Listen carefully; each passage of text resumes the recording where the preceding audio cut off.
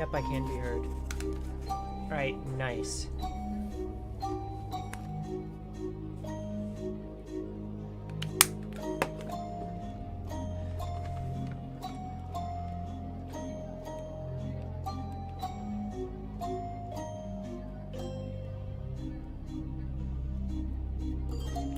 Alright.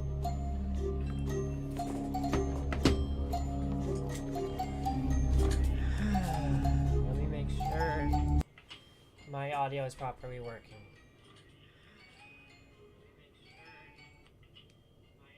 Okay, my audio is properly working. Let's go.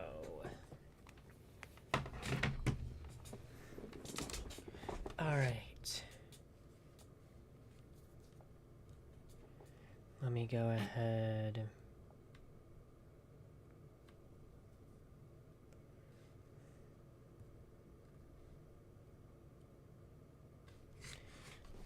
Okay.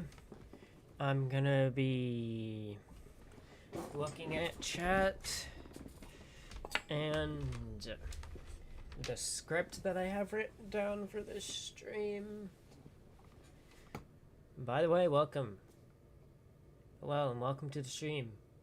This is a bit of a different one because I'm obviously right here by myself when I'm usually in a VC with friends, but I really feel like I need to set the tone here.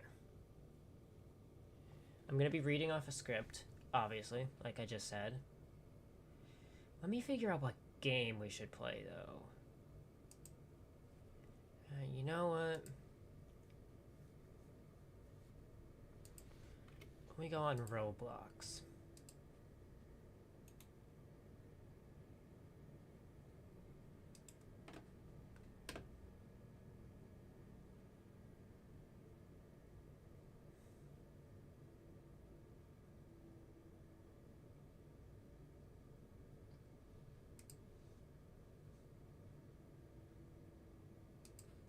Alright.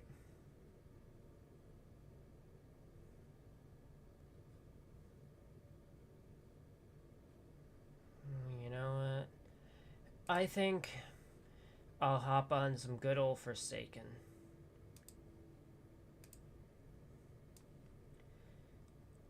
So you'll get to see me playing Forsaken absolutely terribly because, well, I kind of suck at video games in general, and that's something I've kind of come to terms with.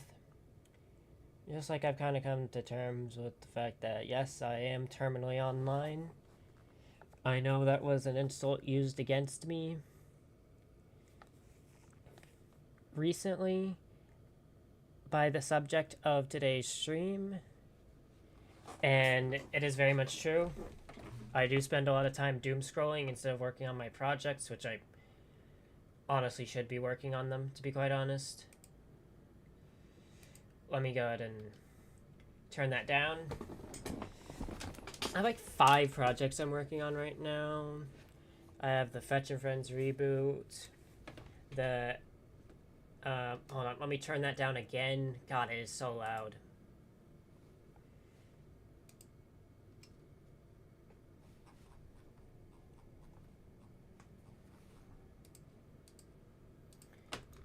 Anyways, I have the Fetch and Friends reboot. I have the Herobrine and Lime Sheep series. Oh my god, this game is so loud. Hold on. There you go. Let me turn it down in my headphones and see if I can collect my thoughts better. Alright. Anyways, I have the Brookhaven RP Experiments reboot that I'm planning to work on as well.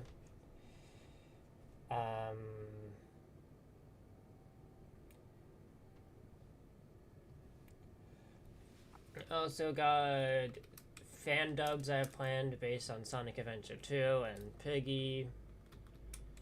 And I think those are basically all the projects I have planned, essentially. And then I'm also, trying to get another job because I had one. I worked at a car parts factory where we were making steering columns. I was pretty productive there. I enjoyed it, but the problem was I didn't really have reliable transportation because I totaled my Jeep. Yeah, I totaled my what? As the running joke in my friend group says, I totaled my Jeep like last year.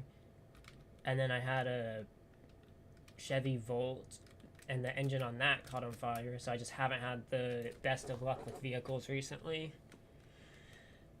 But, I've been trying to, and I had to use Uber to get there, and then one day my car or not my car, the Uber app just wouldn't work, and the place I was working at has a no late policy for temp employees.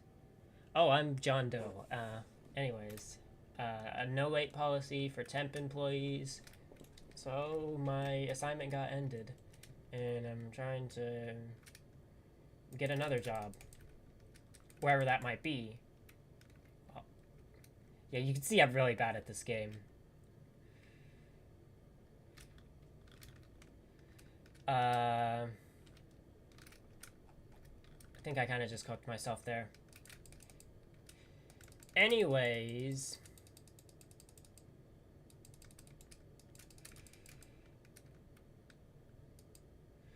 hold up. I worked there for like 2 weeks. Yeah. Been trying to get a new job ever since. There's 2 places I've been trying to work at. One being my mom's work, and then another being the gas station that's near me. Haven't had much luck though, but I've been trying. I've been overall been trying to get my life together.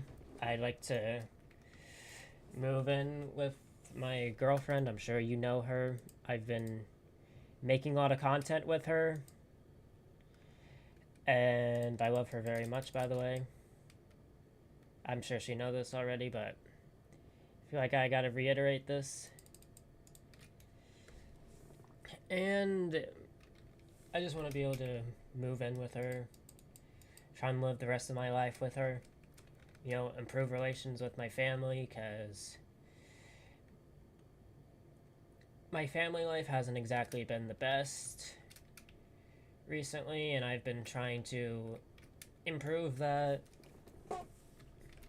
Improve relations with basically everyone in my family. Like, my mom is a big one I've been trying to improve relations with. Obviously, I've been talking to my cousin, Solifant, more. Since, I've actually been able to talk to him now. And I'll obviously go into why I wasn't allowed to talk to him for the longest time. That goes into this stream.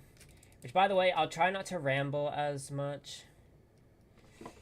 I probably will ramble as much because I'm just trying to summarize as much as I can within the script. I'm not going to go exactly with the script since I'm playing a game in the background, since I feel like that helps me focus better.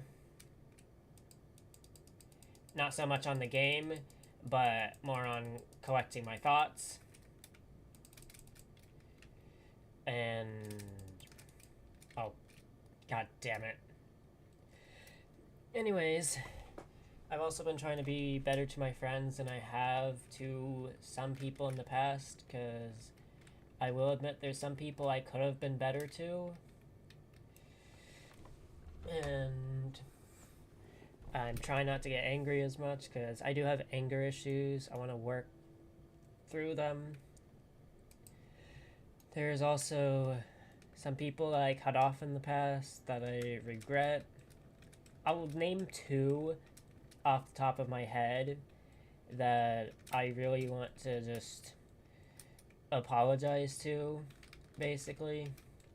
Since, these are my thoughts about everything that not only I've done, but also that also the situation that I'm going through right now.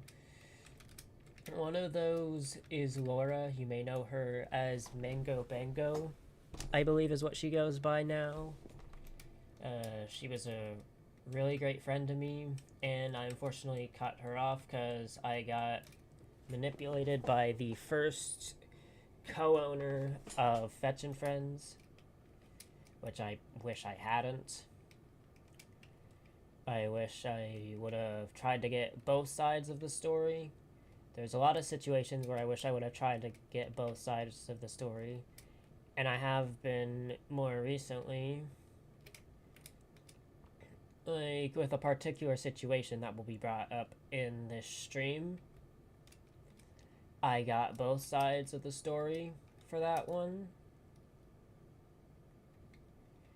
and honestly, I just wish I wish I would have reached out to her, because she reached out to me a while ago. She added me on Discord, and the old co-owner of Fetch and Friends was like, oh no, don't accept her friend request, and then immediately became friends with her. And I was like, well, I wish I would have accepted the friend request, but might kind of be too late for that. But I do hope one day I can fix things with her, because like I said, she was genuinely a great friend, very supportive.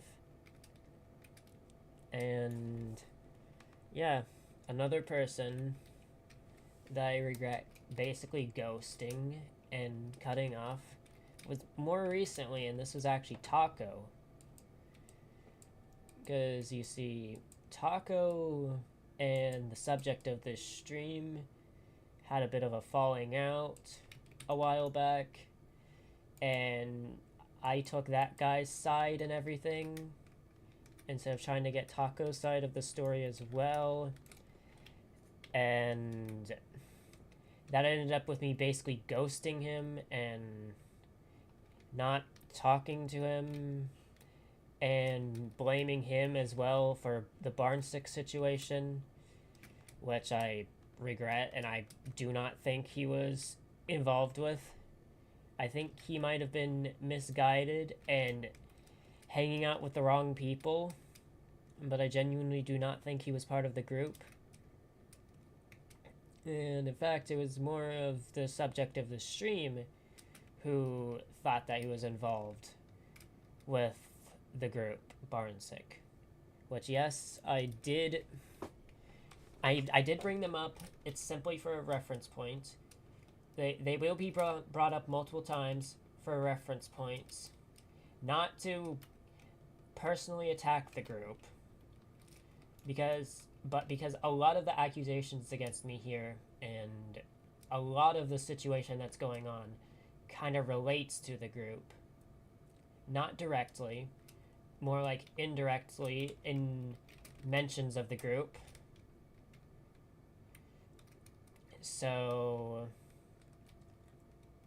yeah, this is not meant to be any malicious intent. If the showrunner, the ringleader, is watching, which I guarantee he is, this is not meant to be an attack on you guys. I want the situation to be over, and I want the situation with this guy to be over. And while I'm at it, I kind of miss Toys Adventures as well. What? Okay, hold on, I will be back.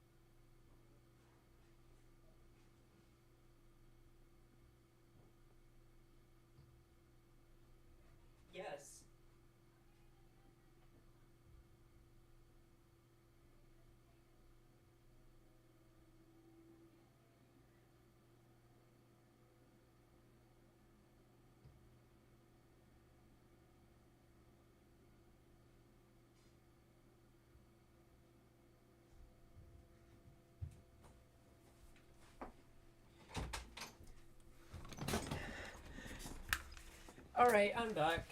So, back to what I was saying, I kind of missed that series. It was the series I was in before I started Fetch and Friends. I had some fond memories of it. It's a big inspiration for what I do now with Fetch and Friends, what I plan to do in the future with Fetch and Friends.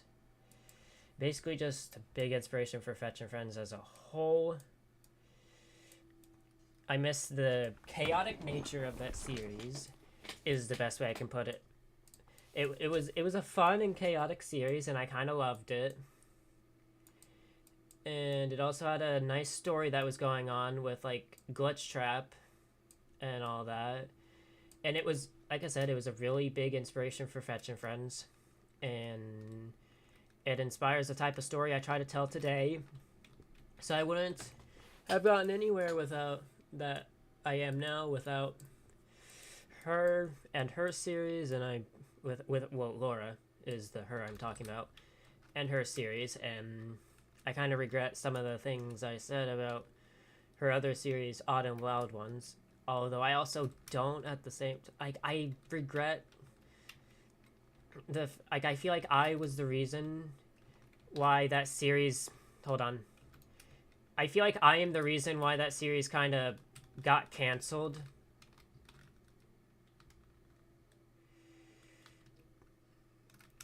Because I see how my criticisms of the series could have been seen more as like harassment rather than criticisms.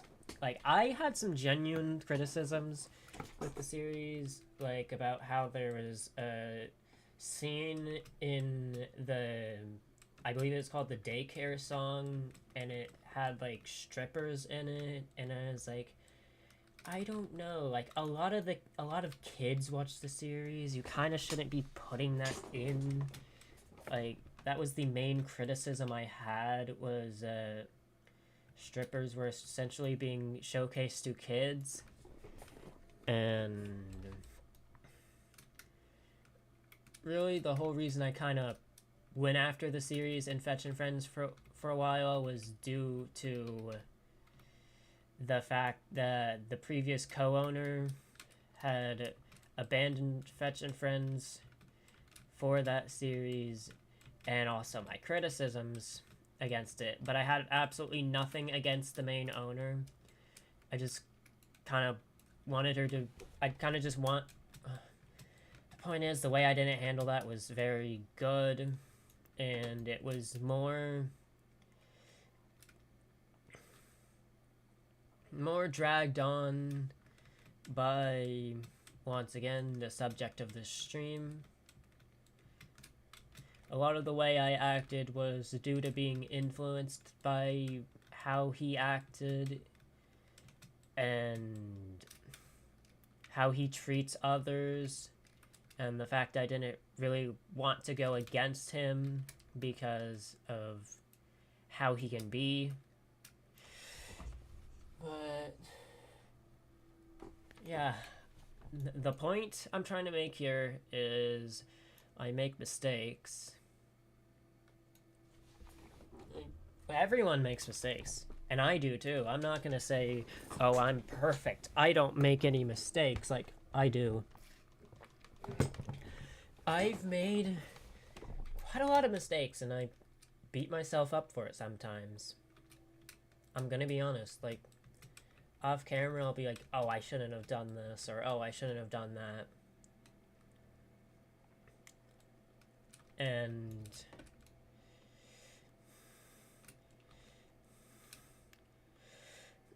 I blame myself for a lot of things, to be honest, but one thing I can't blame myself for is how things turned out with... Hold on, let me turn off the music. Okay, one thing I can't really blame myself for is how things turned out with the subject of the stream. So, we gotta go back a bit for this. On the 27th of September, so like 3 days ago, it was brought to my attention by Josh, a very good friend of mine, that I was being blamed for something I had no idea had happened. So basically, if you don't know, I used to be friends with a guy called Xanity. I saw him as a very good friend. And we fell out. There was a situation. I'm going to go into it. Going to give my side of the story. Because I feel like you guys might need to hear my side of the story as well. If you want to, you can try and join. I'm not really doing it with or without viewers. I'm kind of just playing the game while putting my thoughts out there. So if you're able to get in my game, then you're able to get in my game.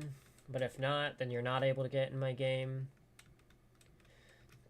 But basically, yeah, I used to be friends with Xanity. I saw him as a very good friend. And we ended up falling out over a situation. And he's basically, he got two of his channels terminated. One was an alt called like Shroomlander or something, Shulamer. I don't know how you really say it. It was like a account that's supposed to do funny things in his live chat, and also that he used to make fun of me for quote unquote being lazy with Fetch and Friends. And also used it to combat the Barnsick group as well,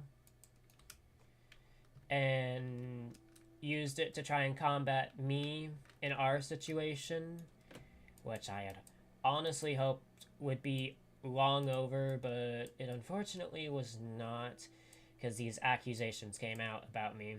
And obviously, I was pretty annoyed. I was like, why is he blaming me for this? I literally have not even thought about the guy in like a month. Like I brought the guy's name up probably 2 times in total.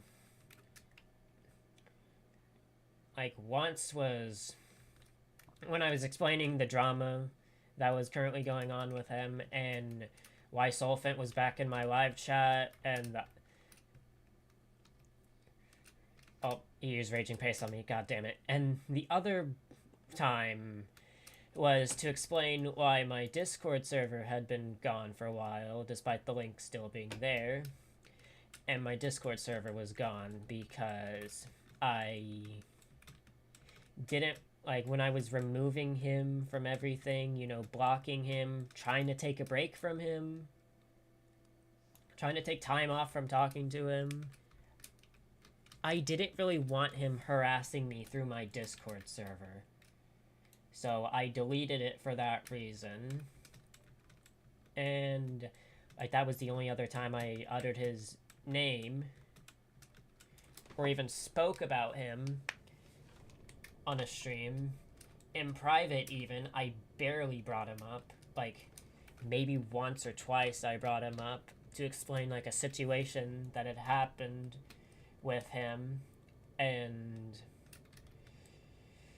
you know, looking back on it, but mostly I had forgotten about him or was trying to move on. In fact, the day before he accused me of this, I noticed he was on my Steam friends list, and I was like, that's weird because I have him blocked. So I decided to remove him from my Steam friends list. Because I was like, oh, I don't really want to see if he's playing Bioshock 2 or whatever he's playing. And it's weird, the timing of this. Because, like, right after I unadded him on Steam was when these accusations about me came out. Like, literally the day after. Not making any accusations here. I'm just saying it was... The timing was kind of odd. And, you know, obviously with someone in his situation on YouTube, this should never happen to him. Like, his channel should not be getting terminated. He shouldn't have to go through something like this, basically. And he did. he has a career in mind. I respect that. He wants to do content creation and tell stories, and like have a somewhat similar dream in mind. Like I'd like to make content. I'd like to develop games. I have an indie animated series I'd like to pitch. Like I have a really good idea for it based on my character Archie, and I'd like to present it to like Glitch or some other indie studio, or get a team of animators. And honestly, like I said, we share we share generally similar goals in life. We share similar dreams. I respect that, and I respect, like, despite me not really being a fan of the type of person he is, I do respect the dedication that he has put into his channel. Like, he's been grinding for a long time to get to almost 2K subscribers, and it's genuinely impressive what he's done with the time he's been on the platform, and I respect him for that. And I do hope he gets far with it, because I'd like to see my fellow content creators be able to flourish. And but I don't want to be used as a scapegoat for this situation. I don't want to be blamed for this just because he doesn't like me. And he's had a history of blaming people he doesn't like for situations that happen to him. And I just want to say now, that's not a very mature way to go about things. And then it's guaranteed to make any beef that you have last longer than it necessarily should.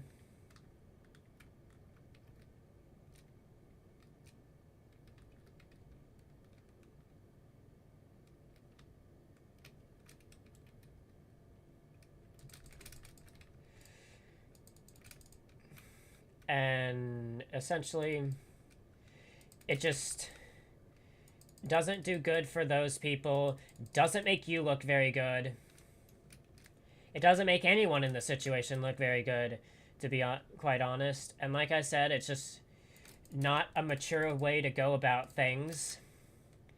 So I made some statements on my Instagram story saying, oh, I don't want to be used as a scapegoat. I have no involvement in this. Leave me out of it.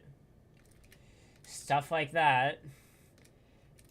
And I mean, he keeps wanting to insist that I'm petty enough to do this. So I was like, okay, I'm just gonna let him think this. Like, yeah, I'm annoyed about the situation, but I'm gonna generally move on.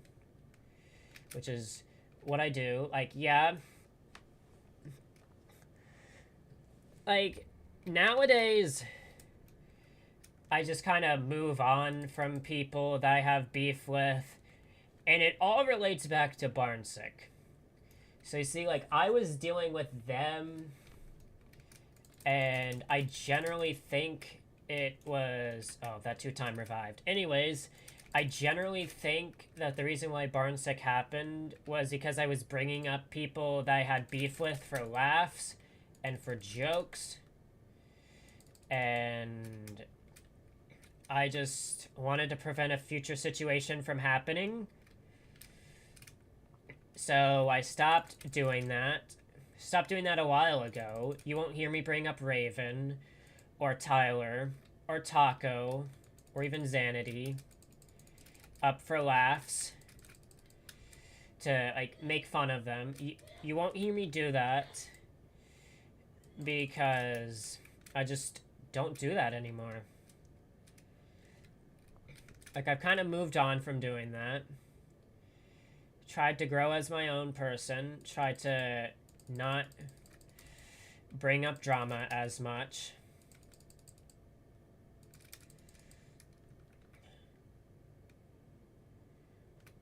And,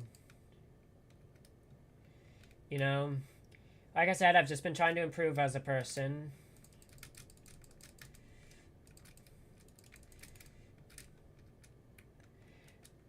And plus, I don't even know why he's accusing me of this.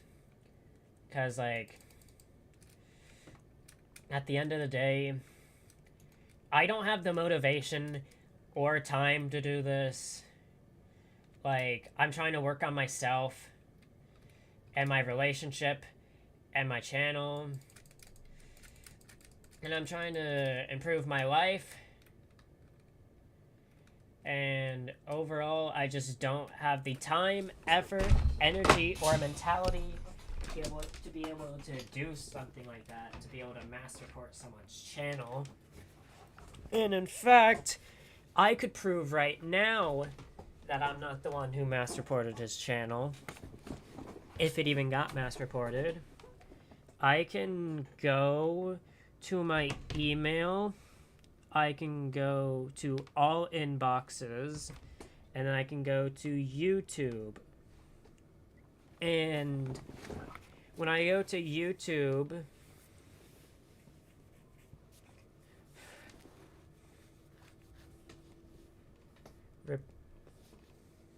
I'll go to YouTube report specifically. Maybe that'll show up. It'll, like, July 11th was the last report I made. Thanks for your report to YouTube.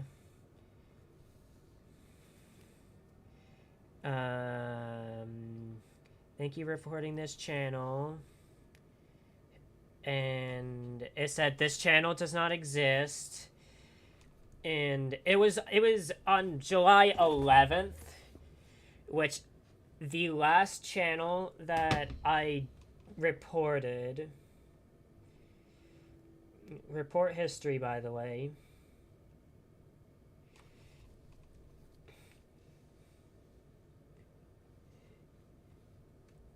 like, let's see, I reported Sprunky Gyat. I report, like, yeah, like literally the last report I made on YouTube was, I don't remember which Barnsick channel it is, but it was a Barnsick channel, and it was on the 11th. I just checked the email right now. It was on the 11th of July, which was obviously when Xanity and I were still friends. Like, we were still friends on July 11th. We were still on good terms. So there is just realistically no way that a report from that long ago could have possibly went in on YouTube just now and banned both of his channels. There's just genuinely no way that could have possibly happened. So the accusation there is kind of ridiculous. And yeah.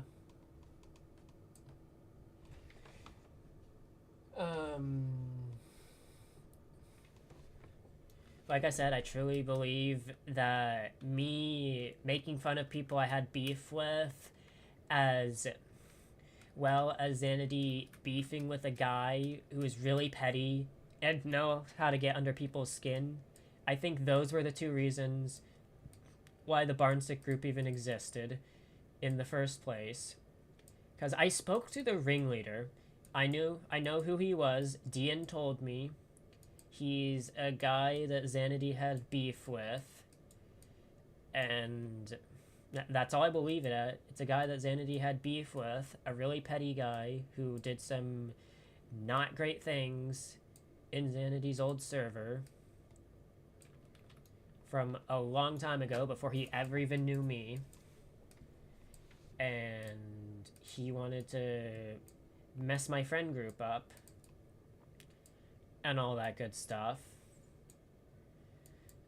And yeah, like I said, simply being brought up for a reference point, not trying to go and attack the group, not naming names for who I think is behind it, because generally I don't really care about that situation anymore. I've moved on from it. I've been moved on from it, actually. Seems the only one who hasn't moved on from it is him. And, you know, Josh tried, like I said, Josh tried to convince him it wasn't me. And he didn't believe it. So it's like, okay, yeah, I'm annoyed, but, like, I'm not going to really look too much into that. And that's until last night. What? Oh, I completely missed that stun. Anyways, that was until last night when I was trying to make a stream. And it was brought to my attention that he was accusing me of being the ringleader of Barnsick. And I thought him and Dian had cleared... Like, I thought Dian had cleared it up with him, that the guy was obviously lying about me being involved with it. But it seems like he still thinks that, which is unfortunate, and I don't know how I can prove that I'm not involved by just putting it straight out there and say I wasn't involved. Like, that's... Like, how are you supposed to prove, or how are you supposed to prove that you were part of a group that has since deleted all the evidence related to them? Which I still have archives, by the way. I'm not going to use those archives unless I absolutely have to if they decide to come back, which I hope they don't. But I do have those archives of their AI slap shorts, their false accusations, their DMs with us. I have everything archived. Like, everything.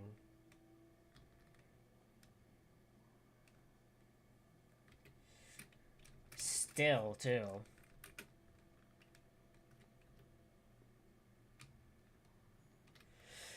But the only way I can really prove that I wasn't involved is by saying I wasn't involved. Realistically, because, like, I know I treated the group like a joke a lot of the time, but let's be honest here. They kind of were. Like, the videos were very unserious. The allegations were, like, Phoenix wanted to burn the GARs on the Walmart Plus app. Like, really? That's gotta be the most unserious allegation I have ever heard in my life. And obviously I rightfully treated it as what it is, which was a joke. The group was just a joke at that point. And apparently that means I'm a prime suspect for being involved, which, let me just explain my philosophy with it. Alright? Like, this group was obviously doing damage to the friend group as well. They weren't just making those AI slap videos. They weren't just making the false allegations. They were trying to dox people. They were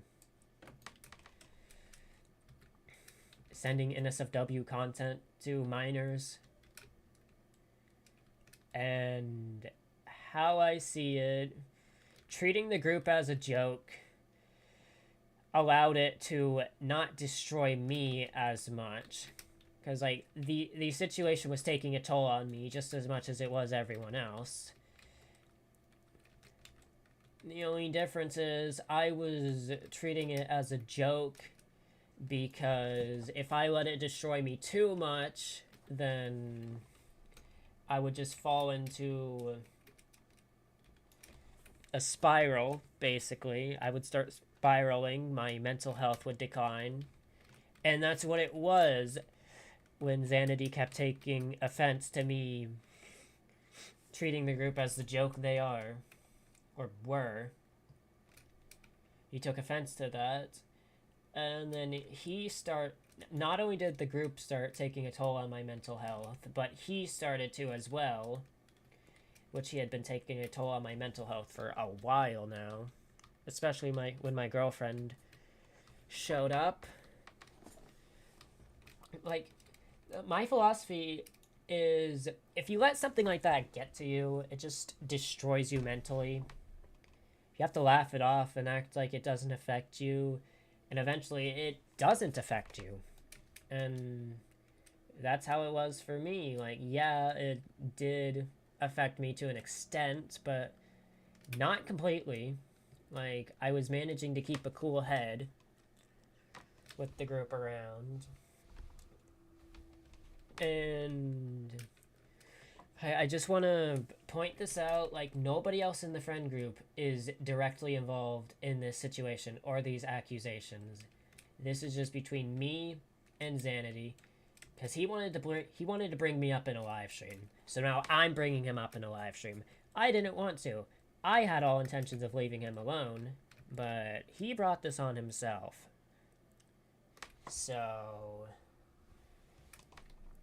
I asked the friend that brought this stream to my attention, which I won't be naming who, obviously, because I don't want them getting harassed. I asked them to send it to me. And, oh my fucking god, Mafioso. Anyways, I asked them to send it to me, and they did. I analyzed the stream, watched it all the way through, because I wanted to make sure I didn't miss anything, and well, to be honest, I was pretty annoyed. I'm not even going to sugarcoat it. I was pissed. For obvious reasons.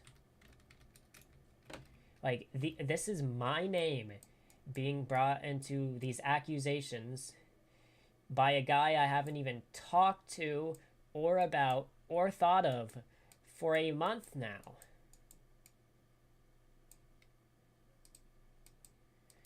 And it pissed me off. But that my name was being brought up in a stream of all things. I'm still very annoyed, actually. But I'm choosing to, instead of getting mad, instead of pointing fingers, I'm going to explain my side of the story. I'm going to try to explain it in as mature of a way as I possibly can. Obviously, I'm not going to be perfect explaining it. I'm only human after all, and humans have emotions. Very strong emotions. But I'll try not to let my emotions get in the way of reporting on my thoughts on the situation and just give the cold hard facts and try and debunk what I can. God, that corrupt nature is going far. Anyways,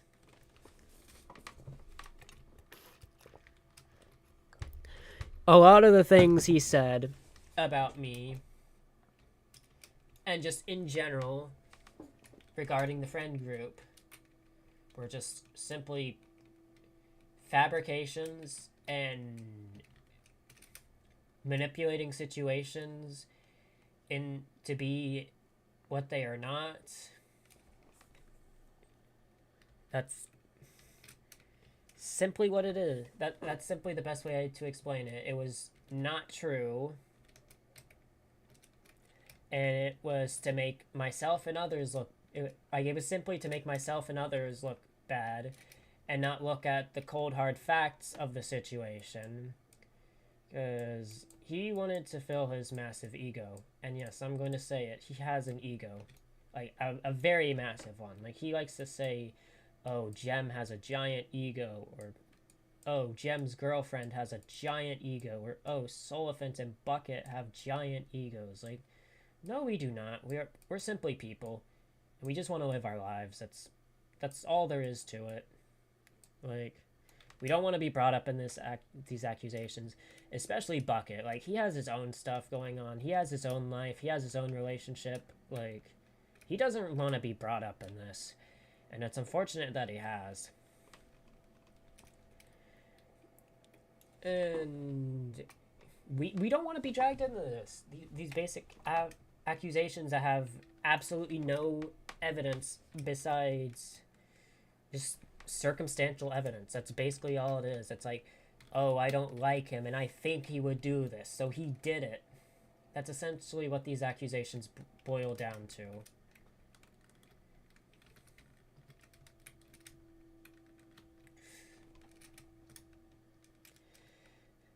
And it's gotten to the point where the way he's acting is causing a lot of people to lose faith in him. Like, I had a lot of faith in him. Like, I thought he I thought, oh yeah, he could be a great guy. He just wasn't choosing to be a great guy. And eventually I gave up that faith in him because I just realized he wasn't going to change. But there was a guy who had a lot more faith in him. I don't know if I want to name him because I don't know if I want him getting harassed. It's not the guy who brought this stream up to me. It was a different guy. But this guy had a lot of faith in him. And is kind of losing hope for him.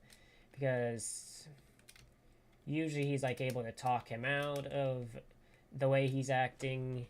He's done it multiple times before, but like now he's at a point where like he just feels like he can't reverse this. He can't talk any sense into him because he's believing in himself over everyone else. And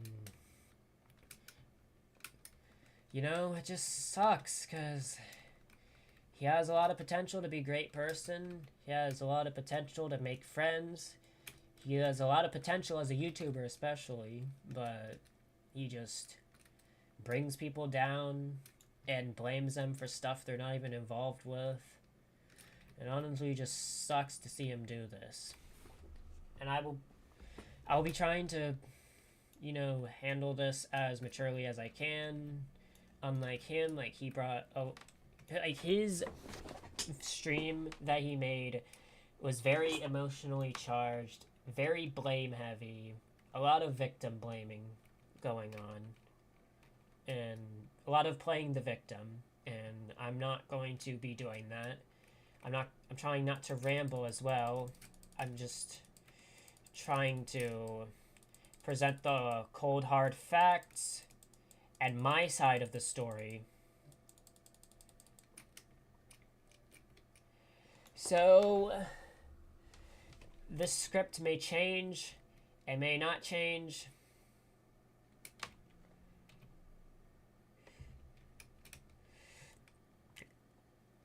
I may change, I honestly, like, it has changed a lot, I'm gonna be honest.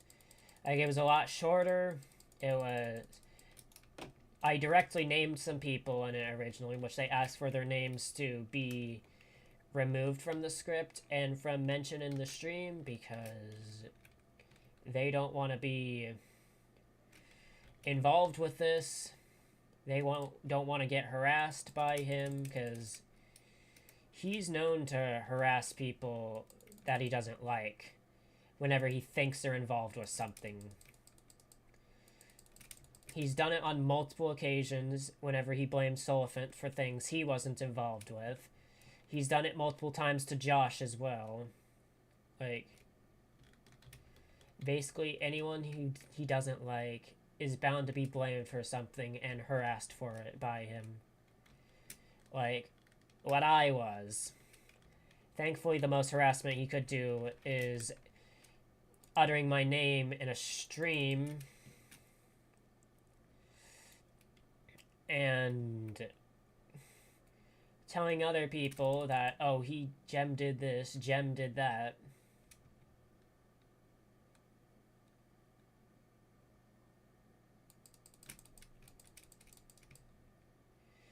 And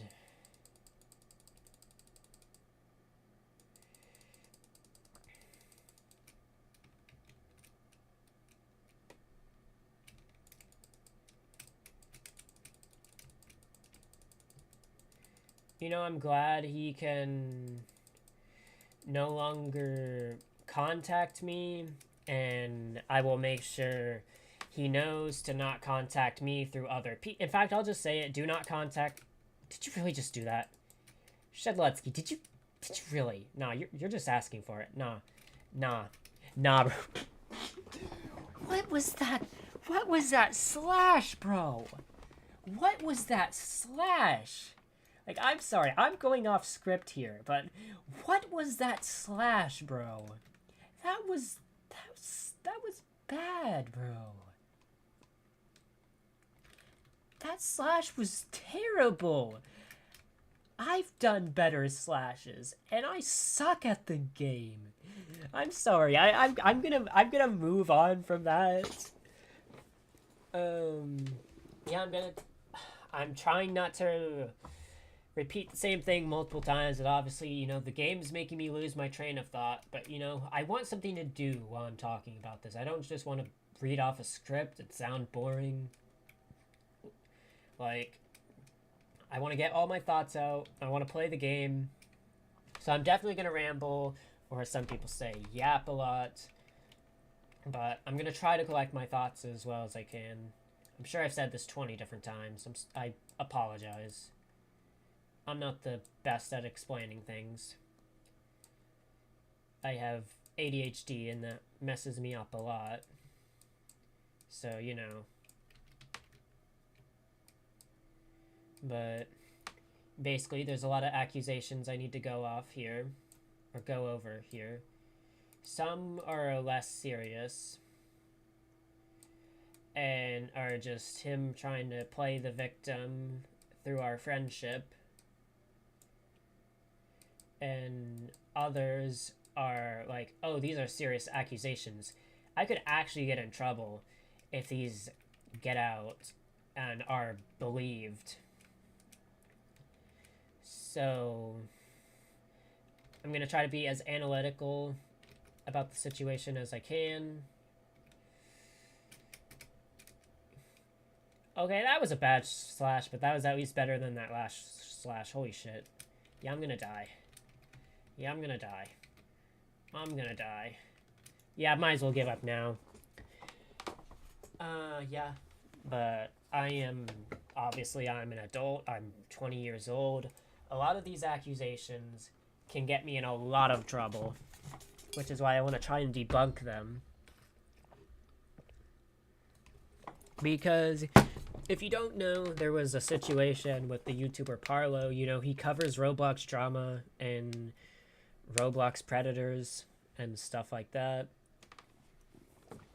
And essentially, someone made false allegations of him grooming a 13-year-old when the person in question was actually 17, going on 18 in a few months. And this person actively manipulated information and turned it into the police. And he got arrested for it. And I don't want something similar happening to me. Like, I'm trying to get a job. I'm trying to get my life together. I don't want some of these accusations to basically ruin my life, essentially, because they very well could. So we are going to be covering them from least serious to most serious to the one that's why the stream is being done, which I've went over a bit, but I also want to present some theories as to why I think what happened. So first, we're going to talk about the idea that I never cared about him and always hated him, which is just untrue. The best way I could put this is I see my online friends and my real life friends. I see basically all my friends as family, whether I know them online and haven't known them for very long, or if I've known them for very long online, or if I've known them in real life, or if I've known them basically all my life. I see these people as family, or the closest they can be to family.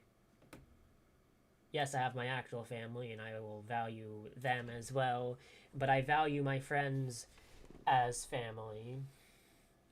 I essentially saw Xanady like a brother, and I was really close to him for a long time. I always tried to confide in him and everyone else about my life problems before he got uncomfortable with it, because nobody else except him can have problems in life, and that's something I will bring up at a later point. And I collaborated with him on content.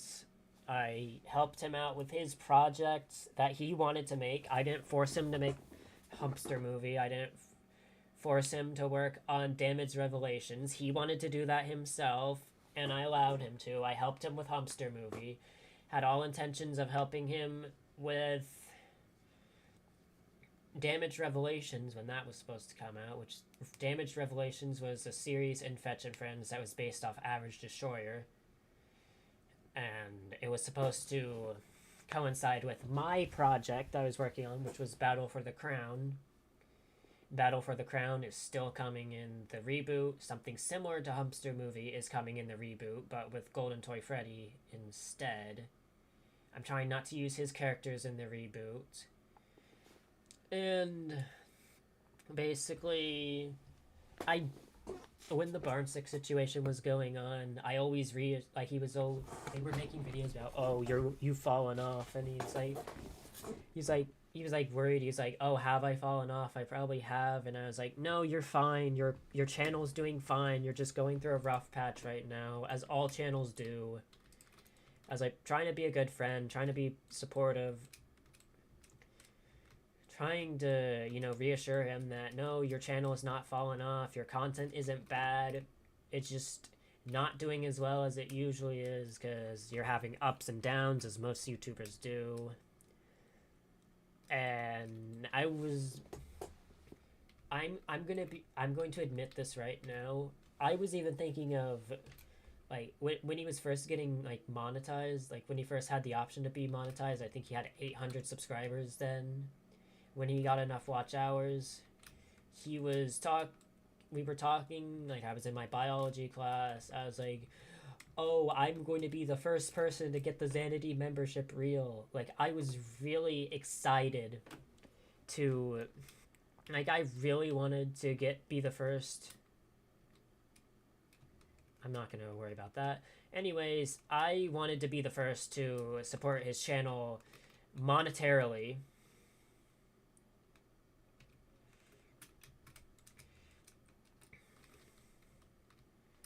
And oh, yep, he's targeting me. That's great. Anyways, I wanted to be the first to support his channel monetarily through buying a membership. And obviously I was never able to do that. Which it sucks, because if I were still his friend now, and he had channel membership, I'm gonna be honest, I would probably buy it right now. I'm not even joking. Like, if things hadn't gone the way they did with him, and he had channel memberships, I would be buying it, because I wanted to support his channel. I wanted to support his career. And genuinely, I still believe he can make it as a YouTuber. Like, despite having never watched his content since the drama unfolded back in August, which, by the way, just putting this out there right now, he likes to say I stalk his channel. I have not watched his channel ever since the drama unfolded. Nobody in the friend group really watches his content.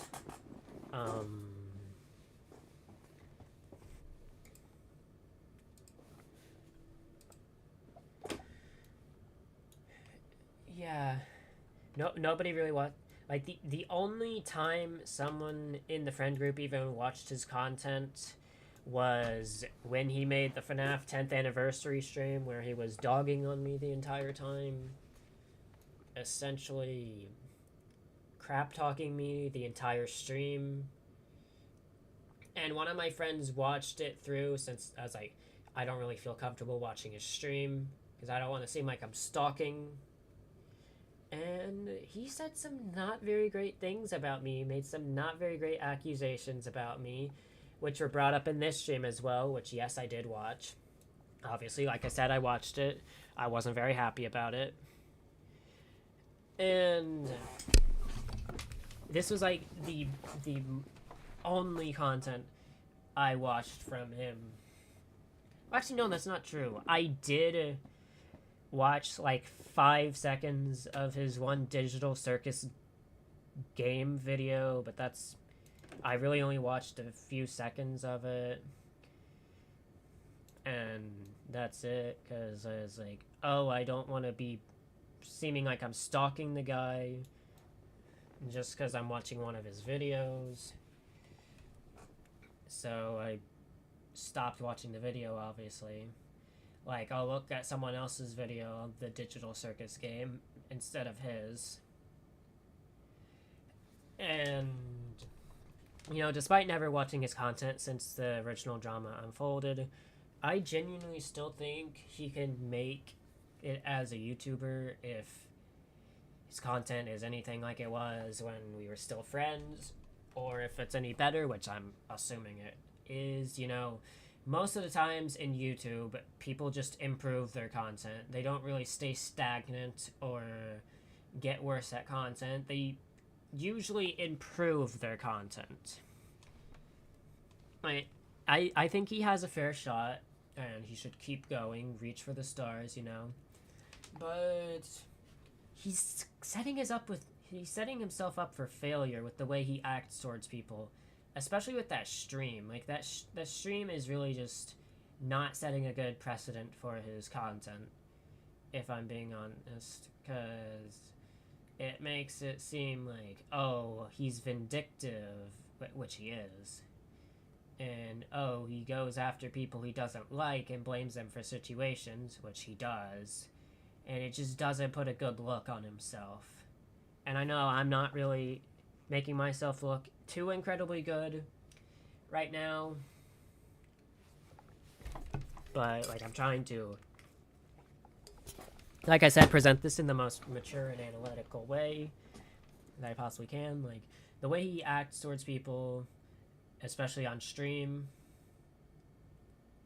does not set a good precedent for him or his content, and he's not doing himself any favors by bringing drama into his streams, because I was never doing it myself any favors by bringing drama into my streams. That's why that's another reason why I stopped doing it. He can be a great guy, and I know he can. I've seen it for myself before he started beefing with Solifant after Solifant first returned to the friend group, and when he was working on Fetch and Friends, I saw, and just other stuff, I saw that a lot. And hold on, I will be back.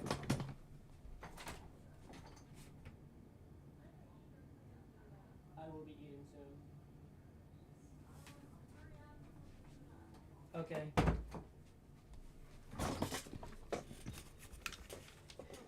Yeah, but he would be cracking jokes, having fun, doing what he wanted without limitations. And I really wish it could have stayed like that, because, like I said, he can be a great guy. He really can. He just has his problems, and it really ruins him as a person. It makes him not likable. And when it bleeds into his content, it kind of ruins it for people, I'm sure. Like, sure, he can be fishing for sympathy points all he wants, but the truth is, when you do stuff like that online, it doesn't make you look very good. And the unfortunate part is power really got to his head, because you see, he was the co-owner of Fetch and Friends, which is my FNAF roleplay series in Minecraft Bedrock Edition. Like I said, it seemed like he had fun with it, but at the same time, he was the co-owner, and he really let the power get to his head a lot, I feel like, to the point he started to develop an ego, and, like, we would, like, he would treat people a certain way, and we would be too scared to go against him because of how vicious and how vicious he can be, essentially. We couldn't even ask him to be nicer to people because, you know, we were scared to go against him. We just let him have his way, to be honest, and I wish I had had a backbone sooner. Maybe he wouldn't have developed into the type of person he did if I had had a backbone sooner. He can be very petty and vicious, though. So we didn't want to go against him.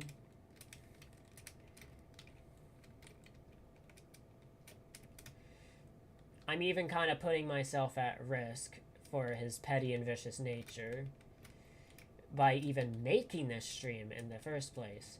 By even announcing the stream, too. Like, some people are still scared to go against him, and because they don't want to be harassed, rightfully so. Like, if I knew a guy that were exactly like that, I wouldn't want to, like, if I were still friends with them, I wouldn't want to go against him at all either, because I know how he can be.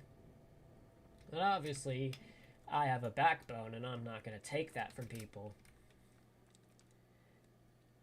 We did it, and we also, like, we didn't want to disrupt the equilibrium or mess up what we have going on or lose him as a friend, because, like, he can be a really great guy, like I said, but the problem is he would always treat people like crap behind the scenes and then threaten to leave the friend group if anyone went against him. Basically manipulate people into going with what he wants to do, making sure things go his way. And, like, deep down we knew he was a good person and could be a good person. He just wasn't choosing to be. And that's just boiled over into the current day, where he's presented with cold hard truth. It's like, hey, Jem isn't involved with Barnsick. He wasn't the one who reported your channel. And he'll just completely disregard it because he wants to fill his ego. And it helps him sleep better at night if he thinks that someone he doesn't like is behind whatever goes wrong in his life. Like, I always cared about him, and I truly believe he did at one point too. But there came a point where he just seemingly stopped caring about me, and he only cared about being right, or arguing, or disrespecting my relationship, or, you know, making me figure out his problems with others. Because that's one thing he would always do. He would tell me to figure it out whenever he had problems with someone else. And instead of, you know, figuring it out himself, reaching out to the person, saying, hey, I didn't really like that you did this. And instead making me figure it out, as if I was even involved with the situation to begin with, just because I have a certain connection with that person. Which this was mostly used against me with my girlfriend. Like, he would have beef with her all the time, by the way. I'm pretty sure he hated her, like, hated her guts. He couldn't stand the fact that she interrupted him once, accidentally, and the fact that she has a pretty shitty life, too. He couldn't handle that. So he started kind of hating her for no reason. And always beefing with her. And blaming her for, like making absolutely ridiculous claims about her. Like, once he claimed that she supports cat abuse, even though her cat that she had for a while was literally saved off the street. She rescued a cat. And yet, no, apparently she supports cat abuse. Just because the guy that was sending her cat abuse videos was bothering the friend group, and she had to keep him added to keep him away from the friend group. And he didn't see it like that. He saw it as, oh, she supports cat abuse. I have a cat. I absolutely hate her. Do not have her anywhere near the friend group, or I will block you. And, like, they eventually managed to clear that situation up, but, like, it still annoyed me, because, like, it just shows that he's willing to disregard fact to push his agenda that everyone else is bad and he's the victim and all that good stuff. And I'm even told that, like, I don't remember the exact wording. I think it was either that he never saw me as a true friend because I was just an online friend, or that he treats his real life friends better than his online friends because they're real life friends. Oh, yeah, that was bad. Bro, I make fun of the guy for making that mistake, and then I do it myself, bro. What am I on? Bro, what kind of crack amphetamine am I on, bro? What kind of fentanyl am I on, bro? But anyways, I believe it was that he treats his real-life friends better than his online friends because they're his real-life friends and he knows them better, which, like, yeah, I get it, valid. Like, if you know someone in real life, you're obviously gonna have a closer bond with them. I get that. But, like, at the same time, I feel like you should generally be treating all the people you know with the same amount of respect. Like, I'm not gonna treat Josh with any less respect than I do Lunar. I'm not gonna treat Phoenix with any less respect than I treat Lunar with. Like, yes, I constantly crack jokes about Josh, but, like, I see him as a brother. I see him as a very close friend. I'm not going to do that to DN. I'm not going to treat DN with less respect than I treat Lunar. Because, like, in all reality, I respect everyone that I know the exact same. And that's just the simple truth. Like, if I know people and they treat me with respect, I'm going to treat them with the exact same respect that everyone else I know gets.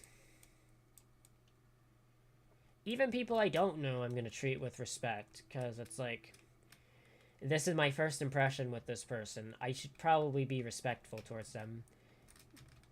Obviously, when it comes to, like, viewers, and especially in Forsaken, I like to be a bit competitive. I don't truly mean all the stuff I say. Like, it's just my competitive nature I have to make the content more interesting. That's basically what it is. I truly value each and every one of you that watch my content. I truly do, from the bottom of my heart. It's just something I do to make the streams more interesting, basically. To add entertainment value to the streams.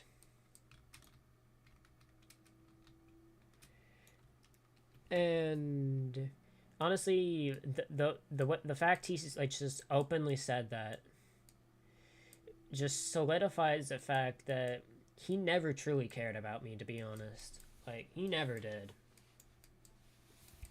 Well, I'd say he never did, but I'm sounding like him here. He did care about me at one point, but eventually he just stopped caring about me and cared more about being right or arguing. And it got to the point where I decided I was going to take a break from him. I blocked him on Discord, removed him from my friend group server, from the Fetch a Friend server, deleted my Discord server, removed him on Instagram, removed him on basically everything. Hid his channels, because I knew he was going to come after me for this. Because I tried to suggest multiple times that our friendship needed a break. And he was like, oh no, we can work things out overnight. And it's like, no, we can't. It's never worked like that. We've never worked things out overnight. We've tried to, but we never have. And my intention with this wasn't, oh, I'm going to abandon him as a friend. I'm going to throw him away like dirt. My intention here was, oh, I'm going to just take a break from being his friend.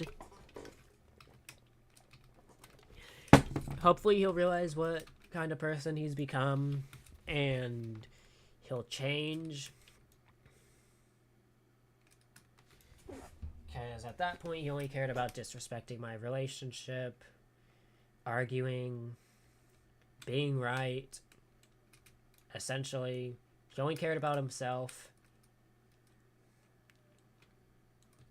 And even to the point he tried to claim that me making a birthday stream for my girlfriend meant that I didn't care about everyone else, even though I was planning to make a birthday stream for everyone in the friend group except for Will Bucket, because, well, I kind of couldn't since I was on vacation at the time his birthday was going on.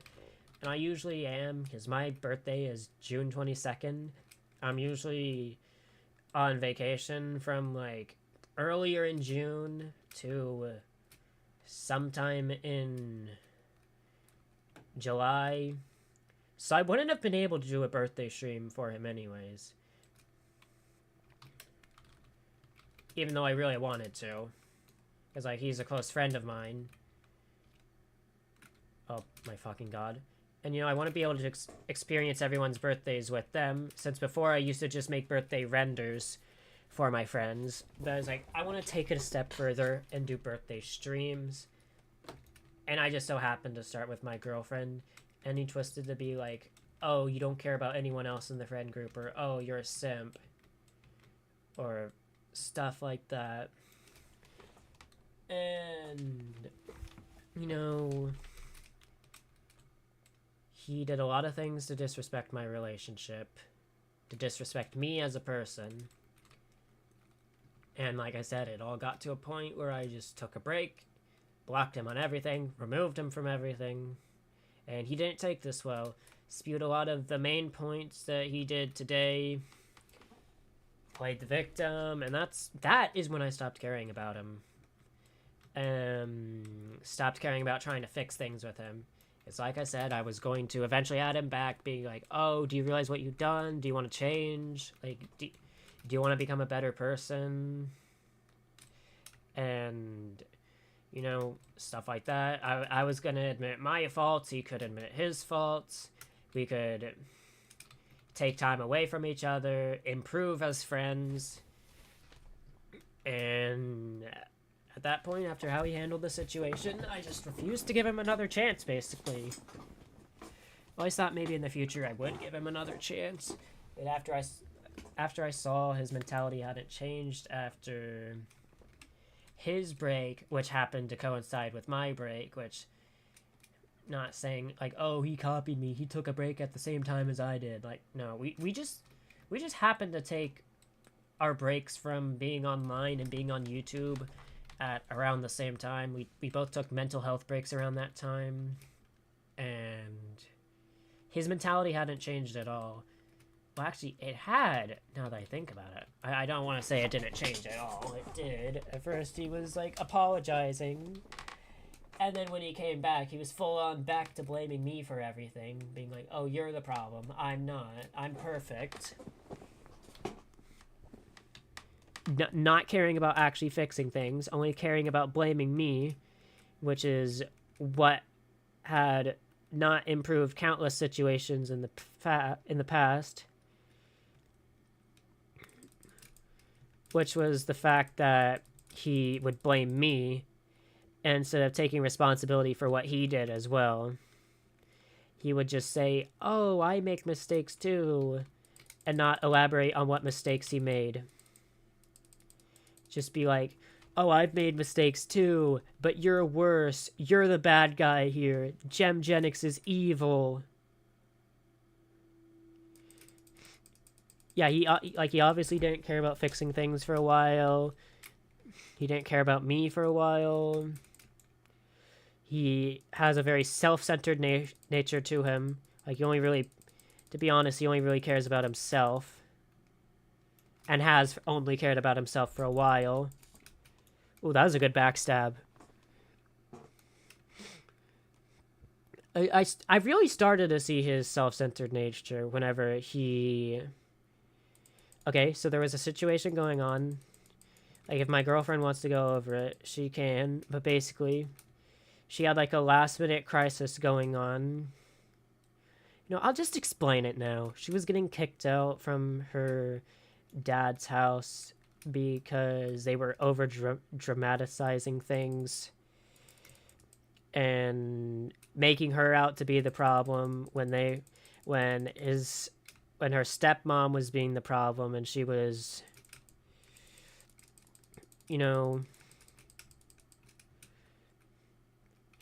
she's just not a pleasant person to be around.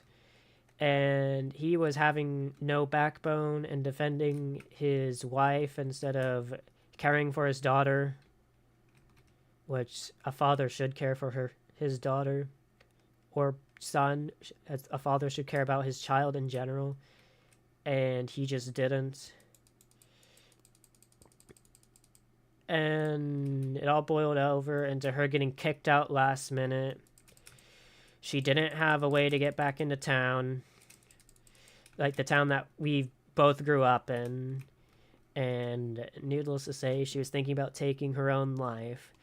But thankfully, I asked my mom about taking her, because I wasn't sure if she'd be busy. But I asked my mom about taking her, and she agreed to take her back into town from the airport. And we were, like, celebrating this. And Xanity's, like his reaction is, can you be more positive? Stop bringing up drama. Bioshock 4 just got delayed. I'm already not happy.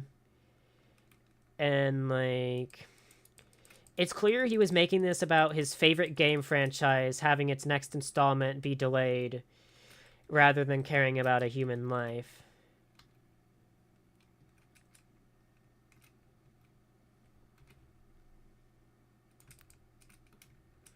Oh, that was probably bad timing.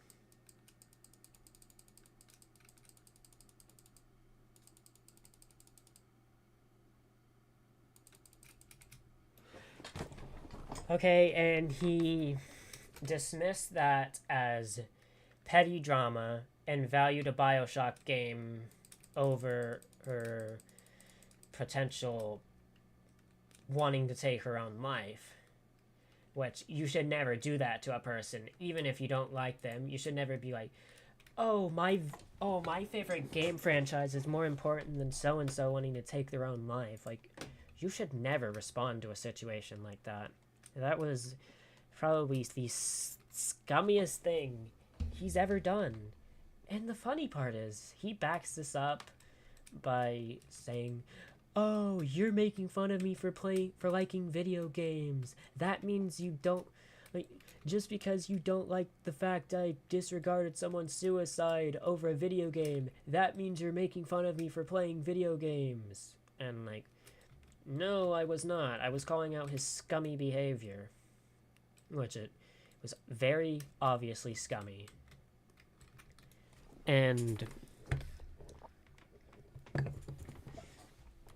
that's dumb logic, I'm gonna be honest.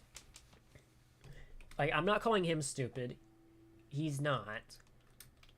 But, like, the logic there was stupid.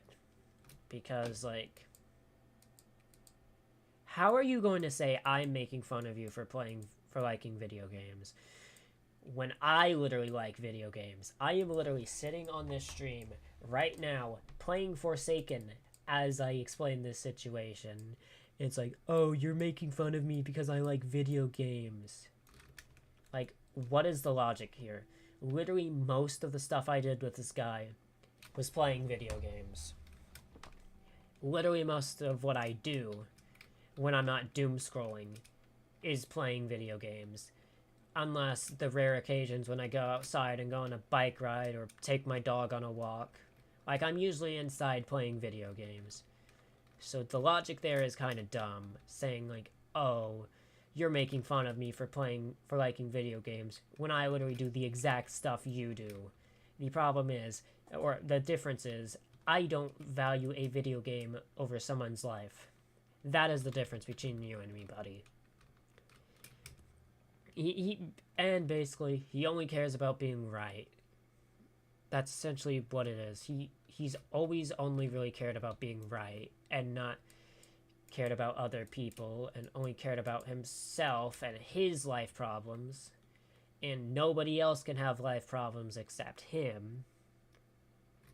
And, you know, I know that he cares about being right to the point that I guarantee all these points will be refuted. I guarantee he will make a stream in response, being like, oh, Jem is lying, he's wrong, he's this and this, he's a pedophile, which he likes to basically imply that I'm a pedophile a lot, which I'm not. I'm into people who are 18 or older, specifically around my age range.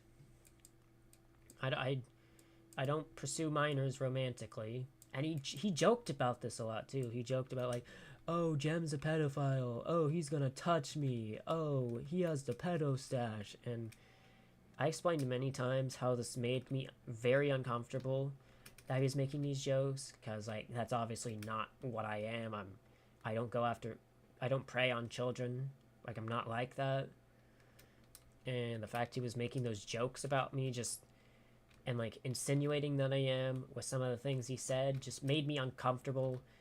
And I brought this up multiple times, and he's like, oh, they're just jokes. Oh, I just make fun of people. Like, at that point, it's not a joke if you're joking about serious accusations towards me.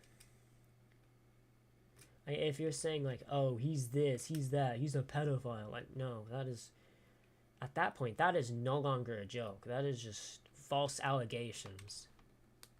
And that makes me really uncomfortable. And I've stated how it makes me uncomfortable. And he never listened. And, like, point is, I just guarantee these points will be refuted. Because he has to be right. And honestly, at this point, I'll let him make his response stream. I'll let him lie on my name more. It just makes him look worse at this point. Because the truth's out there. I'm stating the truth. The truth is just out there. I'm not being manipulated by emotion or anything. I'm just stating cold, hard fact, what I remember from my friendship with him, and what I'm gathering from how he currently treats me.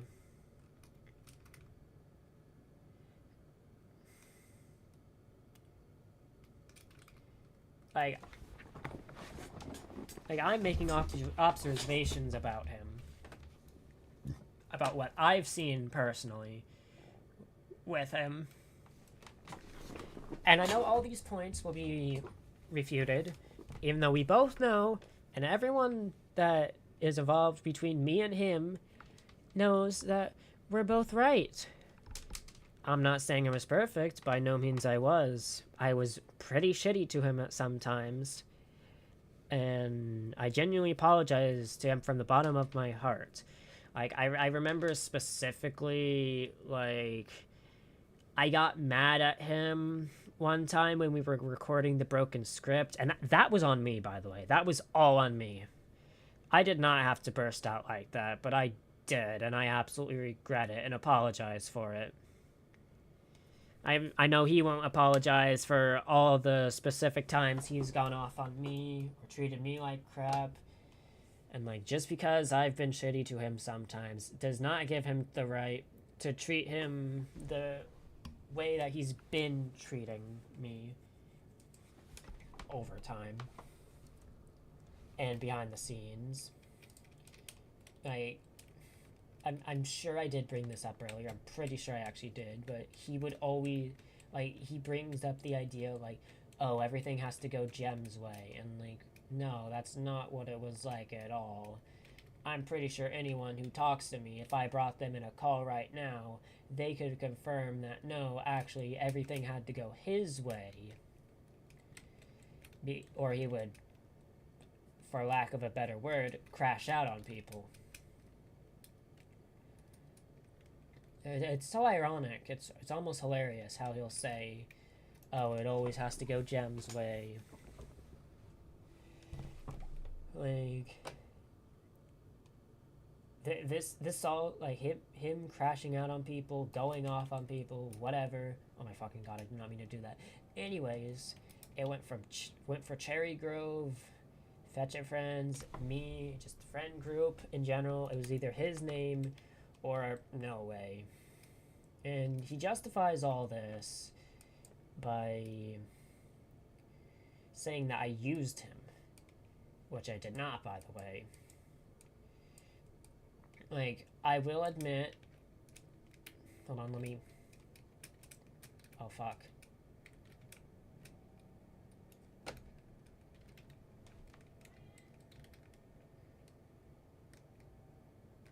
Anyways, I will admit, when he first joined Fetch and Friends, when the first reboot was going on, he was saying, like, what? Hold on, I think I gotta eat before I have to put stuff up. I will be back.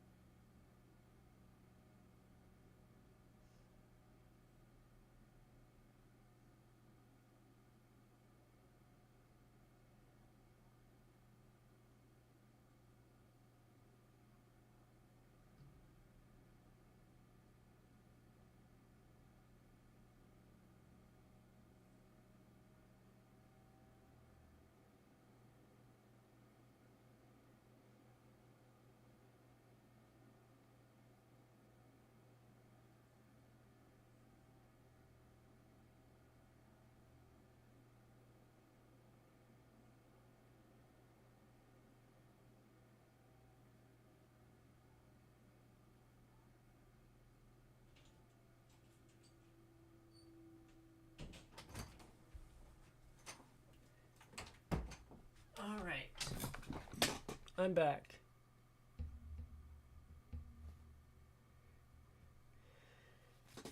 Alright, so where did I leave off? Oh, yeah, he said he wasn't a fan of Minecraft roleplays. And I respected that. However, he decided to show up in episodes as the well-known character Humpster, which the cast, like us in the cast, we liked him as like a little joke character. It's like, okay, like this is a funny joke, and he kept bringing him back as a result.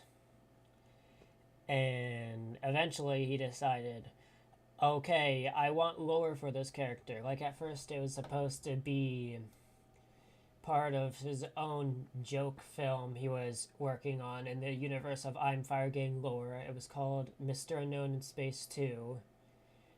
And then eventually that turned into Humpster Lost World. And then Humpster something else. And then it turned into a Humpster movie. And I let him basically have whatever creative freedom he wanted with whatever characters he decided to be. Because at first he was just supposed to be a trash can that screams and the map builder, and that was basically it. Maybe some occasional joke characters if he decided he wanted to be them. But he brought a lot of serious characters into the series, like Jack and Average Destroyer and Humpster. Like Humpster became a more serious character. And also Golden Toy Bonnie was supposed to be a big villain. He was supposed to be like a forgotten villain, basically. That was like his whole thing. Like he was originally planned to be the villain for season 2, besides Glitchtrap, like one of the big villains. And then we decided to hold him off and have him be a villain for season 3. And then we decided to have Average Get Destroyed, which is another one of his characters, be a villain instead of him. Like I think we were gonna have Average Get Destroyed kill Golden Toy Bonnie and then take his place as the leader of the Misfits, which was the villain organization of Fetch and Friends besides Glitchtrap in the Shadows. And he even suggested a handful of ideas which I liked, and I'm gonna be honest, I might carry them over to the reboot just because they sound really cool. And obviously right now, I'll just go ahead and give him credit for them. I won't exactly say what they are now, because that would go into spoiler territory. But he knows which ideas he came up with, so he'll definitely know which ones I'm crediting him for. Because unlike what he does, I don't take credit for what others do. Which will be brought up later, of course. However, like, problems started when I made him co-owner of the series. It was because he was helping with the thumbnails, and I was like, oh, I'll make him co-owner too. So, actually, no, I made him co-owner before he even started on the thumbnails. I made him and Bucket co-owners so they could like help me run the series, and since the original co-owner was just not showing up anymore, and I wasn't meant to be by any bad intentions, but of course she took it as bad intentions, that's on her. And she was also the person who manipulated me into not talking to Laura. But anyways, he started like harassing people to get in recordings, and not even like constant reminders. Like he was straight up being completely rude about people, like completely being rude to people, like just absolutely disrespectful to people who didn't get their lines in on time, or didn't show up 5 minutes, like showed up 5 minutes late, essentially. And his excuse for this is, oh, you have to be rude to get people to do stuff. And he kind of just became the bossy co-owner, to the point it was pushing people away from the series. And due to his poor management skills, we had a lot of people that we lost. Some people retired due to just not being able to keep up with the series anymore, but others quit the series because of him, because he was just so rude when he was running the series. And I was like, okay, I want to give the series a break to breathe, because obviously a lot of people have left or retired. And this was like right after the Humster movie too. And I was able to do that for a while. And for a while, I mean like a week before he started calling me lazy. Because I wasn't working on the series, and I wanted to wait for people. I want to wait for more people to join before we started up. And he was like, oh, we're never going to get more people. We should just continue. Stop being lazy. And it's like, yeah, we probably wouldn't have gotten people that quickly, because since the series isn't as well known, we don't really get casting that quickly. But you know,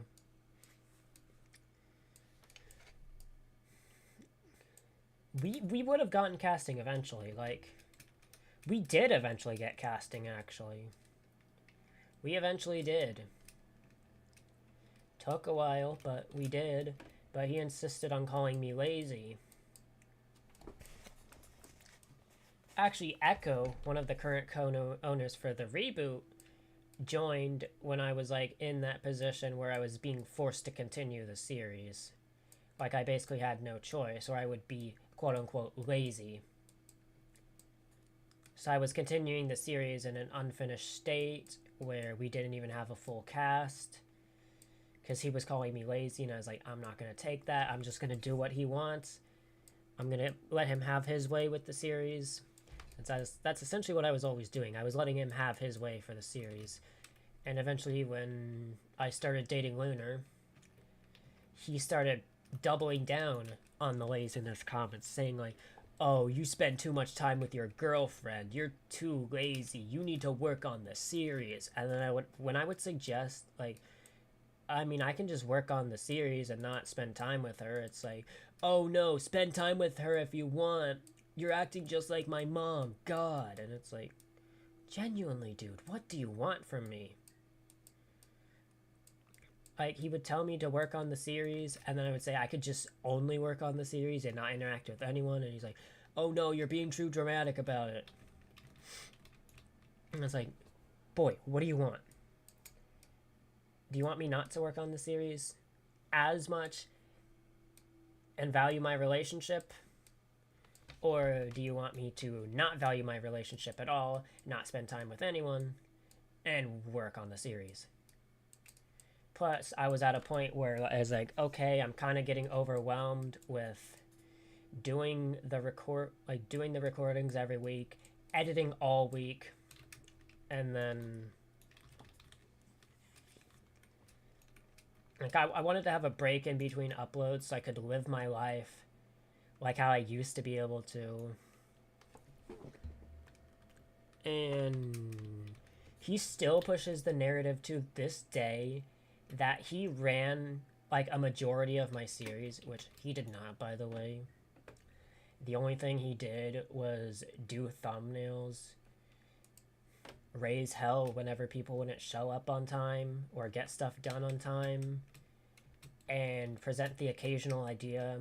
Like, I had to do everything else. I hope you realize this. Like, I'm not devaluing his work with the series, but I'm trying to say, like, he didn't run the entire show.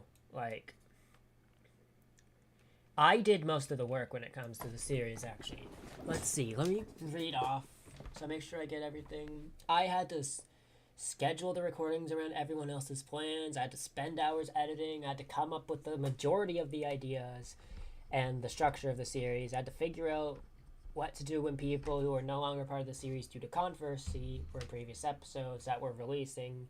I had to make sure every music track was in the description. You know, I'm sure there's some stuff I'm forgetting as I'm just reading what I put on the script. But, like, point is, I was the main showrunner of the series. Like, I was doing almost everything. And for him to say, I ran most of his series for him, like, no, the fuck he did not.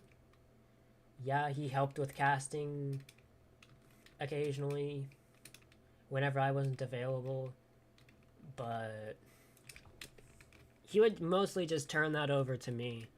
Because, like, I'm the expert when it comes to the casting, and I'm the main owner, so, like, I gotta approve if people can be in the series or not.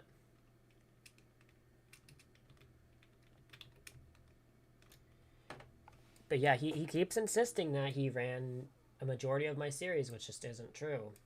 I ran the majority of his... I ran a majority of this series. And I even did a lot of the work when it came to his projects. He just wants to take credit for all it, which he likes to do. He likes to take credit for what others have done and been like, oh, I did all of this for you. When it's like, no, I actually did all that myself. But nice playing the victim here. Nice trying to play like you did more than you actually did. It's not working on me. And it's certainly not working on anyone else. And like I said, all he did was harass people when they didn't show up. Or make the thumbnails and go off on me when I made one thumbnail. Because I was like, okay, let me set the scene here. Alright, it's the candy, the Five Nights at Candy's extra that was supposed to happen. Like, we had these things called extras. I was trying to get into doing Fetch and Friends extras, and I was like, okay, I think it would be cool if I made the thumbnail look like this for the Five Nights at Candy's extra. And he was like, oh, did you... He's like, oh, you fired me. Oh, you're such a bad person because you made a YouTube thumbnail and I was supposed to do it. And, like, I offered to just scrap the thumbnail and let him do it. And he basically made it into a bigger deal than it had to be. Over a YouTube thumbnail, by the way. Just because I wanted to make a thumbnail here and there. And that apparently insulted his work and made him think he was fired, which he wasn't. I never had any intentions of firing him for making he wasn't even making money from the thumbnails. We were all doing this for free, because we literally cannot make money off the FNAF IP. So we were all doing this for free, by the way. This is just a thing we did in our free time. It's like, oh, you fired me? Like, the fuck? No, I just wanted to make one thumbnail because I thought it would be fun. And I hadn't made a Fetch and Friends thumbnail in a while. In fact, I was using his glitch trap thumbnail that he made. I think his First Contact, I think that was it. I was using that as the inspiration. And, you know, he usually follows this accusation that he ran 95%, not even 95. It was like, it switches between 95, 75, 50% of the series. And he usually follows this by saying I used him for Fetch and Friends, which I did not. There's no evidence to show that I used him for anything at all. In fact, I'd even say there's more to argue that he used me because he gained more from our friendship than I did. Obviously, though, I'm not going to sit there and say, oh, Xanady used me. Like, he obviously didn't. No one was used. But if I really wanted to argue that he used me, I could argue it. And I could have more evidence for it, too. Because, I mean, not to be that guy, but he ended up with more subscribers. He ended up with basically more than I did through our friendship. More opportunities than I did. I lost opportunities, actually, through our friendship. No, I wouldn't really say I lost anything, but like I gained less than him, is what I'm trying to say. And this isn't making me out to be jealous. It's not. I'm simply just stating the facts. I really don't care how many subscribers he has. I really don't care how big he is on YouTube, how big he is on Instagram, Twitter, whatever he's bigger than me on. I don't care about his popularity, I'm gonna be honest.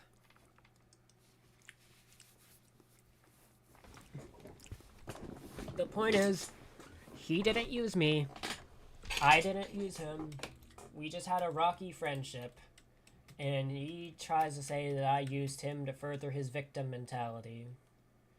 Which, obviously, like I've said many times, I didn't.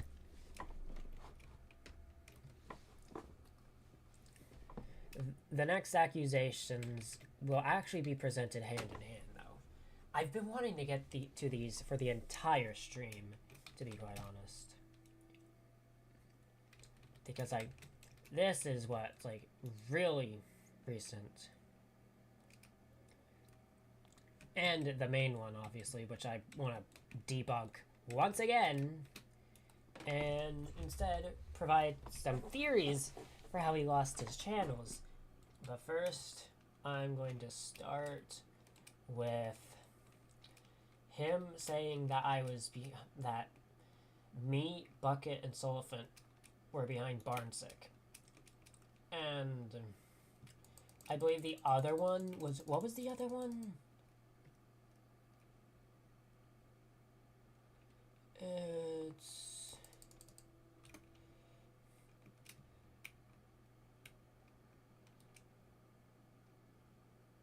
Yeah, I don't know. I don't remember what the other one is. I'm going to be honest. I'd have to go further into the script to even explain it. But I obviously have already explained why I'm not behind Barnsick.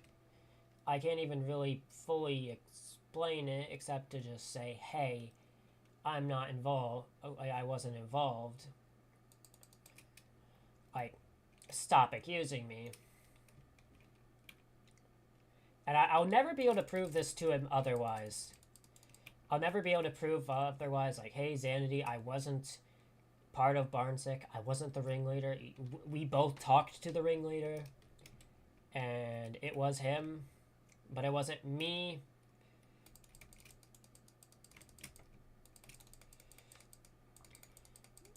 But, like, he also claimed some other things.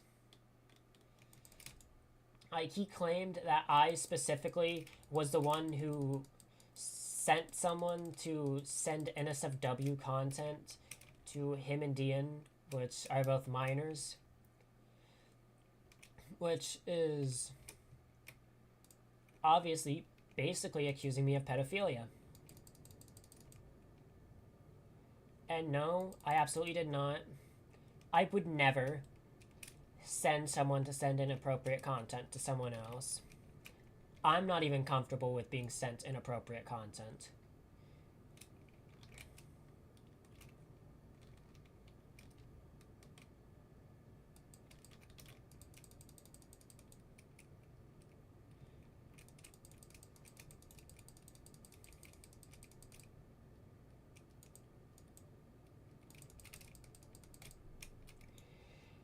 Like, I'm not comfortable with being sent not safe for work content. I was sent not safe for work content too. So why would I send someone to not only send my friends, but also send me not safe for work content just to get him gone. That just kind of seems redundant, does it not?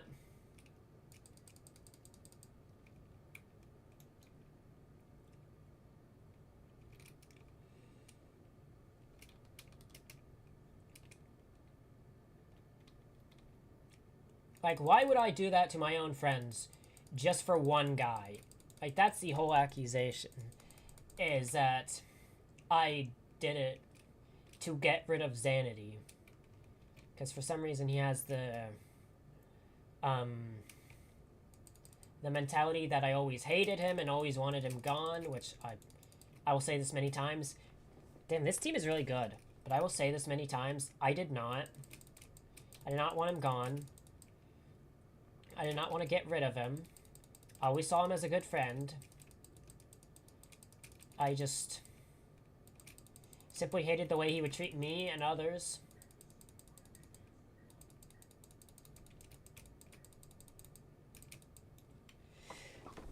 And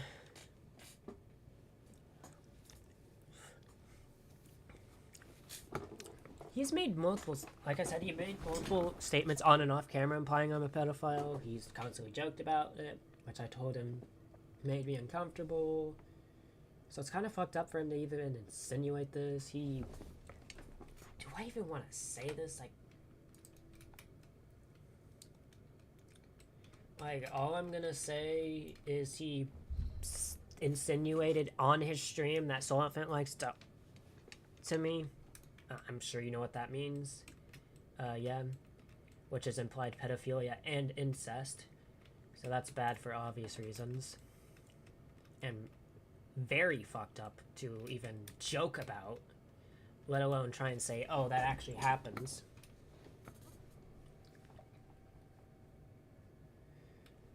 And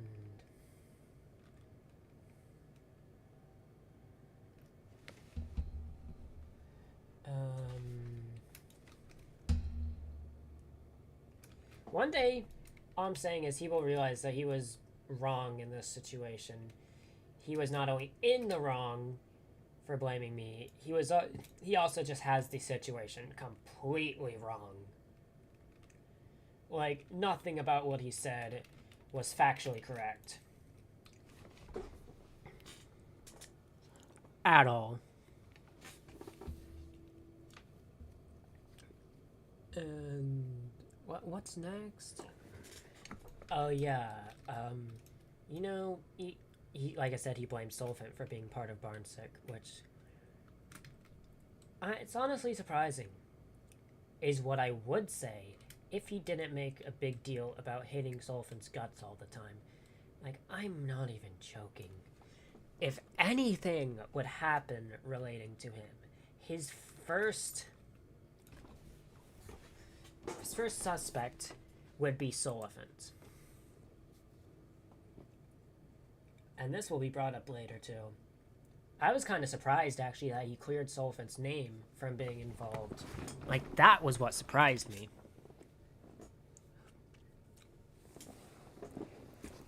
However, I think the recent accusations have to do with the text message Solifant sent him, which he did show on stream, as well as leaking his number, which is, you know, that's great. And it was sent after the situation where he disregarded my girlfriend's life over a BioShock game.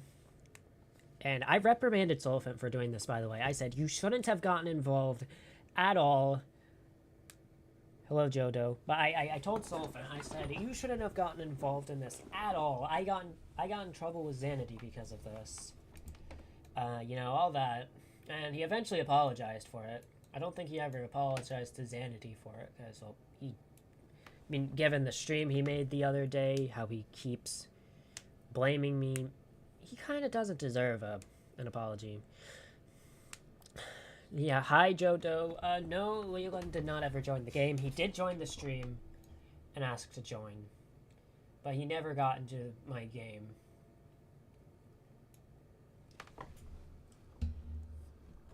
Yeah, I'm still not happy with Solfit for doing that, by the way. Like, I'm still unhappy for it. And yeah, absolutely Leland Classic. Of course. But yeah, I'm still upset with Solifant for doing that. No, I'm talking about Xanity. He made a stream recently blaming me not only for the Barnsick group, but also for taking down, for mass reporting his channel. He, like, at first he just made a message to Josh about it, and then he made a whole stream about it. And I was like, okay, I have to write all my thoughts down, talk about this. I wasn't planning to do a stream about him. I wasn't planning to do a stream on anyone I've had beef with in the past, honestly. Like, I want to leave Raven alone. Like, yes, I still think she's weird. Like, I still think she was being a weirdo towards Solifant, but ultimately, I'm wanting to leave her out of it. I'm wanting to leave Tyler out of everything. I'm wanting to leave Taco out of everything. And I was especially wanting to leave Xanity out of everything. Out of my streams, out of, you know. But obviously, he couldn't just do it. Yeah, this happened on, like, the 27th. So, like, the same day that he went in Josh's Instagram DMs and blamed me for his channel terminations. His main claims that he's made against Solifant is that he is a creep, racist, transphobic, homophobic, and also called him an R slur. Yes, I agree, Solifant used to be weird towards Xanity. Like, he was literally obsessed with him, and I think probably had a crush on him to the point that he doxed his school. And he even admits to this day that it was not a good thing to do, and he has since learned from this. But obviously, Xanity just doesn't see it that way. He still sees him as a creep. And who told him to hurt a girl he cared about, which, by the way, that's not even true. He didn't. I don't really care, Godspeed. I'm going to be honest. If I don't care if people join, I'm just playing the game in the background to have something to play over me talking. But the truth is, he didn't really care about this girl at all. Like, he was weirded out by her. No, it's fine. You don't have anything to apologize for. But yeah, this girl, like, would stalk him, and Solifant made a joke saying, square up with her. Obviously, it was a joke, and he took this as, oh, he told me to hurt a girl. Like, no, he didn't. He just jokingly said, square up with her. Like, and then the racism thing was also a joke that he made, and it was in poor taste, I will admit. And it wasn't really right of him to say. But after all, he was like 13 when this happened. He was a lot younger. He was a lot more immature. Yeah, I'll try and remember. Yeah, but yeah, he was a lot more immature. And he's definitely matured since then. Like, he never was transphobic or homophobic. It was just some jokes he made were taken as him being homophobic or transphobic. He's literally gay. He's dating a non-binary person. Like, he is neither homophobic or transphobic, unless somehow he's going into enemy lines, which I just honestly don't see.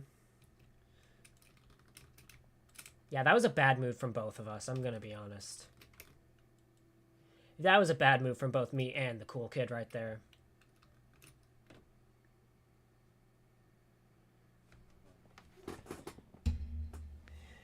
Yeah. Like I said, he's dating someone who's non-binary and he's gay. Nice.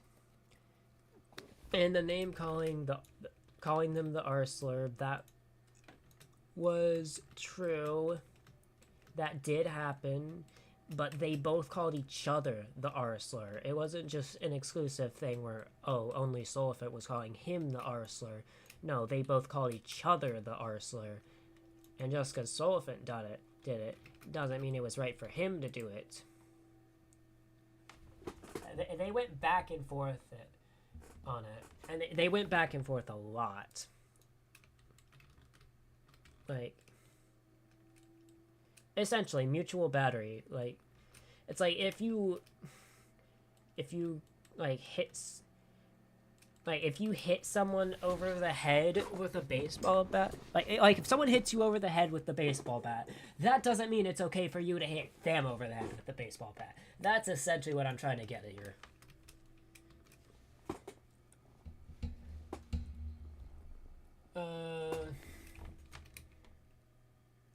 Yeah, let me go back. Yeah, like, a lot of these things were just things Xanity took the wrong way, which obviously he'll take anything you say the wrong way. Like, I'm Godspeed. I'm not sure if you remember this, but we were playing Forsaken.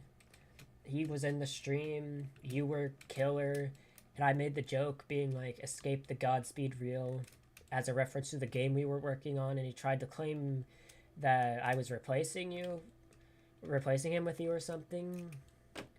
I kind of found that logic to be dumb, because it's like, no, I'm not trying to replace him with Godspeed. Like, Godspeed's a viewer. Like, I don't really, like, hate to be the bearer of bad news, Godspeed, but, like, I don't really know you all too well. Like, you can be fun to play games with, but, like, we're not really at the level where I'd consider us friends, more like acquaintances, if anything.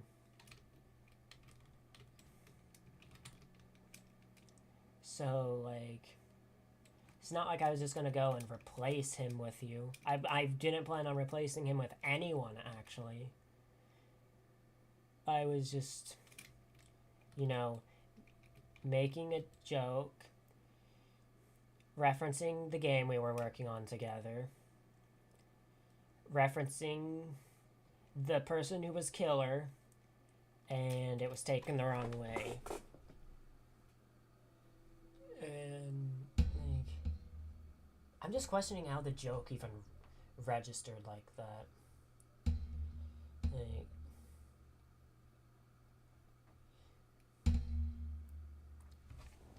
but the part that truly shocked me was that, you know, him blaming Bucket for the Barn 6 situation. Like, you know, I'm gonna say, for people who are new to the stream right now, who don't remember who Barnsick is, although I'm sure most of you do, it was a group of people that were harassing my friends and I, creating all sorts of new accounts in the live chat, and, you know,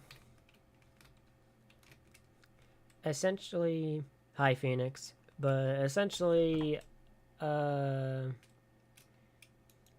Bucket didn't, like, he was blaming Bucket for being involved, because, like, it's like, oh, it's him, Bucket, and Soliphant, and it's like, for one, I'm pretty sure Bucket and Soliphant don't even like each other, so how would I get them to work together for this?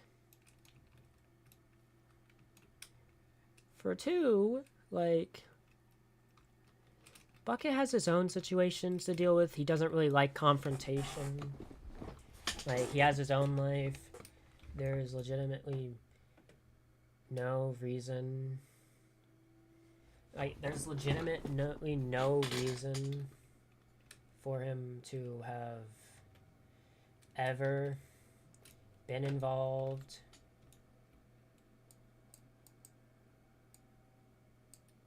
Yeah, I know he was involved with the group, by the way. I'm not saying, because I'm not trying to bring up old drama, because obviously that's essentially what the group is old drama.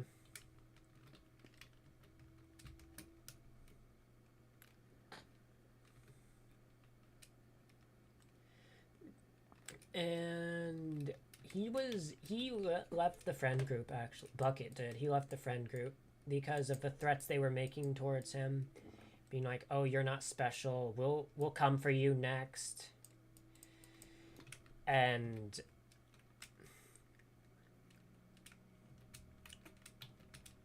he also left because of how Xanity was treating him as well.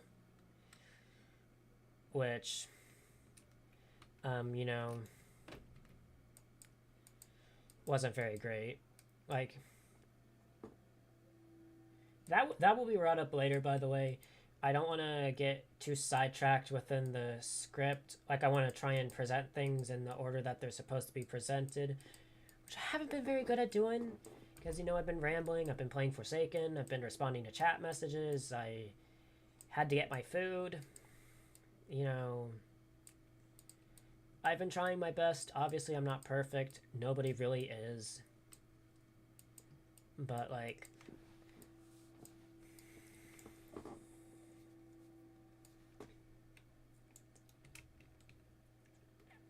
they were even targeting Bucket too. Like they were saying, "Oh, he sends poop pics to little girls," and even he even had a response recorded, ready for the stable sound video, where he's saying like, "No, I don't do that. I'm not weird like that," and you know, all that stuff. Yeah, they were.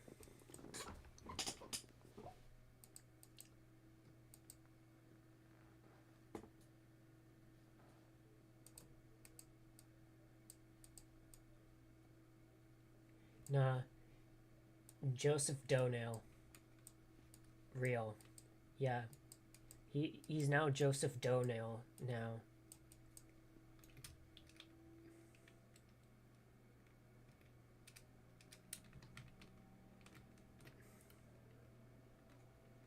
To match with Jonathan Toenail, which is what I call John Doe in this game.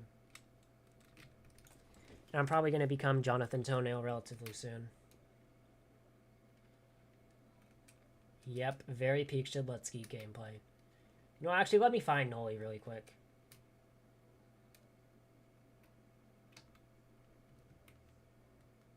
Let me find Noli really quick so I can get back on my train of thought.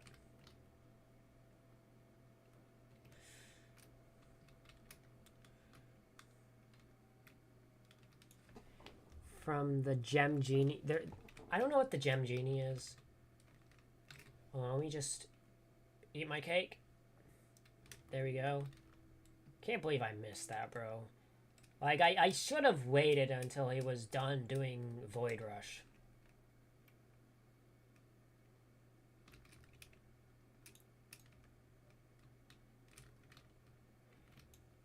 Oh my god, he killed someone right then, bro. Anyways, I mean, not really news in terms of like anything news related. I mean, I do have another stream planned right after this. If Phoenix, if you're still down to play the Minecraft update.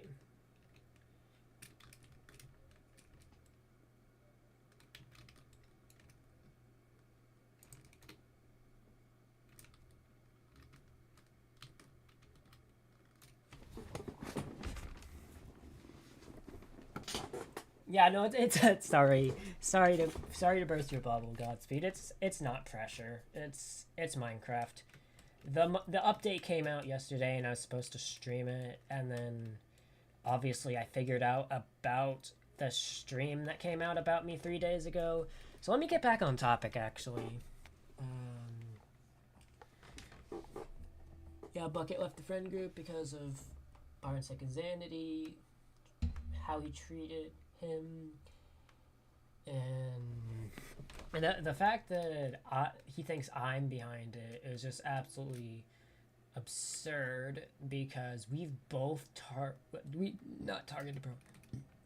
God, we've both talked to the ringleader, and the ringleader put the idea in his head that I was involved, which I don't know why he did that. I don't know why he told me the whole truth and then lied to Zanity. Like, I really question why he did that. But he did that.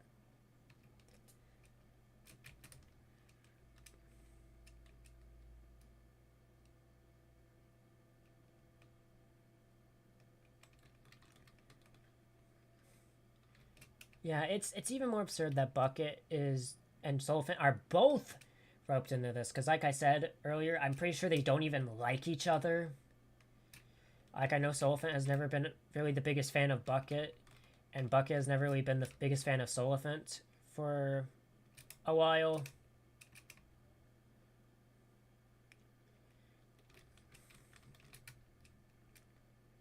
So they kind of just have a mutual dislike for each other, which I kind of understand, to be honest. Like, they can like who they want to, they can dislike who they want to. Doesn't really bother me. And really, the only reason Bucket was roped into this is because he's associated with me, and because he doesn't really like Bucket. And like, the thing is, I could barely get these two into a Lethal Company video together back when I was trying to introduce Tyler back into the friend group, because like Sullivan absolutely refused to play Lethal Company with Bucket unless Tyler was there as well, which Tyler obviously was going to be there.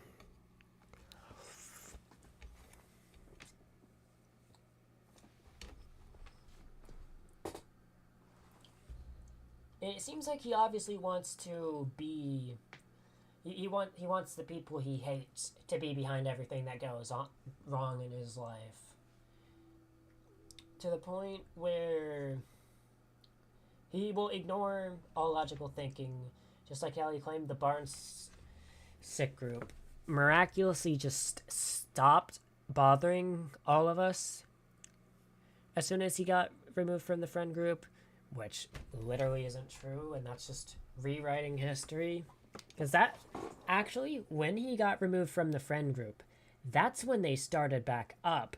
And that's when they harassed me, saying, "Oh, Jeb, you cut off Xanady like he was not. You treated him like he was nothing. You're gonna lose everyone."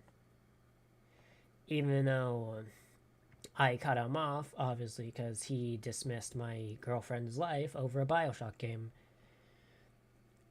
And they deleted Max for Days when he made the expose video on them.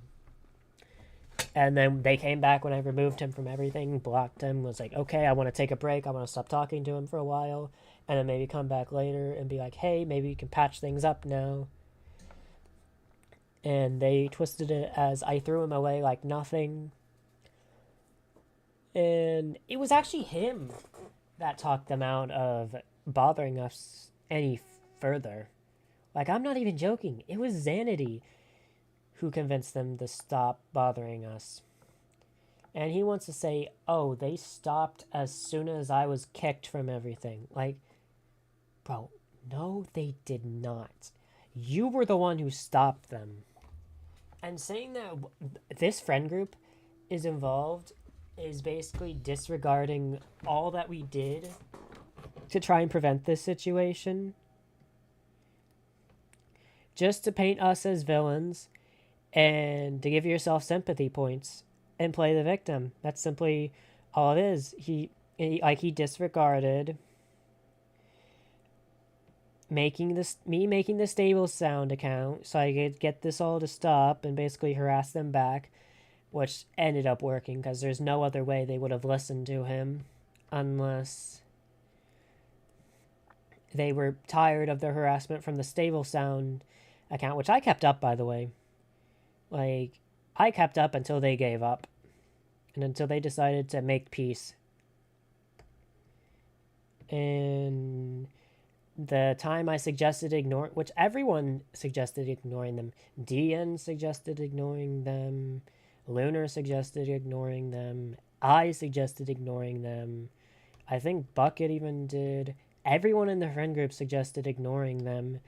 And then when I actually went through with it, I got blown up on because, oh, his email address got hacked, and that somehow involves me when I'm trying to ignore the situation. And Lunar even, like there, basically, back when I got back from my Japan trip, they're like doing this whole thing where they were like, ban Xanity and add us back to the friend group and we'll leave you alone. And like Lunar suggested, oh, maybe we can fake ban him, add them back to like a fake friend group, and then expose their identities. And obviously we didn't go through that with that, but that was a way to prevent this all from continuing any further. And he disregarded it by saying they were behind it all, while disregarding all the evidence, the crucial evidence that proves we were not behind it. We even hunted for information on who they might be after, like, we were like, okay, ignoring isn't work. I think this is actually before the ignoring idea. I think we were hunting for information. That didn't work. So we were just like, okay, let's ignore them. And we were also thinking about taking legal action too. For like defamation, harassment, stuff like that. Obviously that never went through because the ringleader doesn't even live in the US, so you can never do anything to him, as unfortunate as it is. And it even took effort from Xanity himself actively stopping the situation.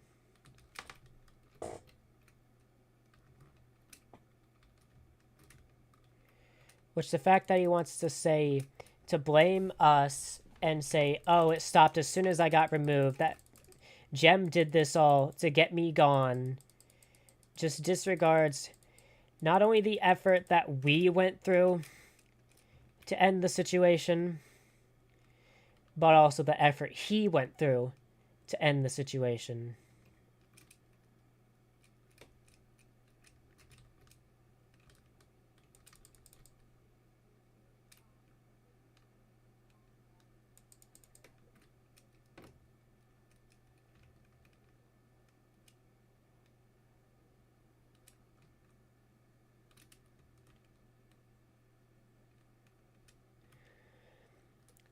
And basically, the whole accusation saying that we're behind it and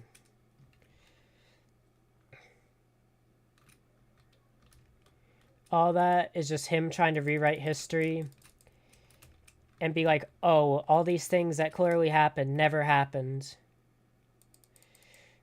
Just because it fits my narrative of being the victim and them being behind it because they always hated me and everyone betrays me even though I actually betray everyone else around me, and blame it on them because I can't ever take responsibility for anything in my life.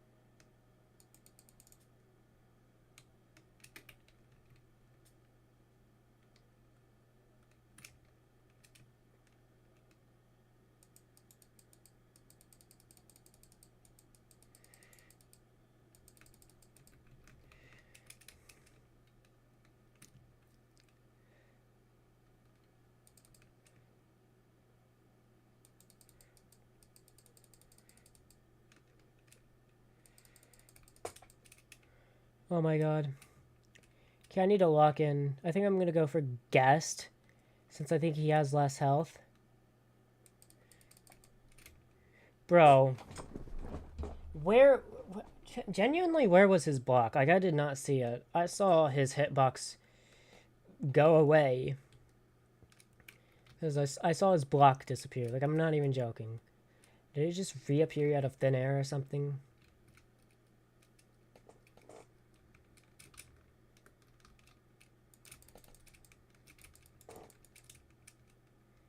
Yeah, I'm not gonna win this game. Bro, I suck at Forsaken.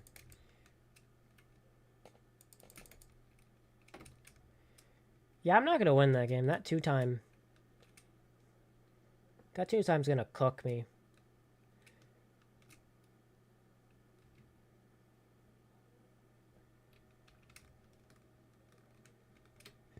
Hold up, let me cut off this guest.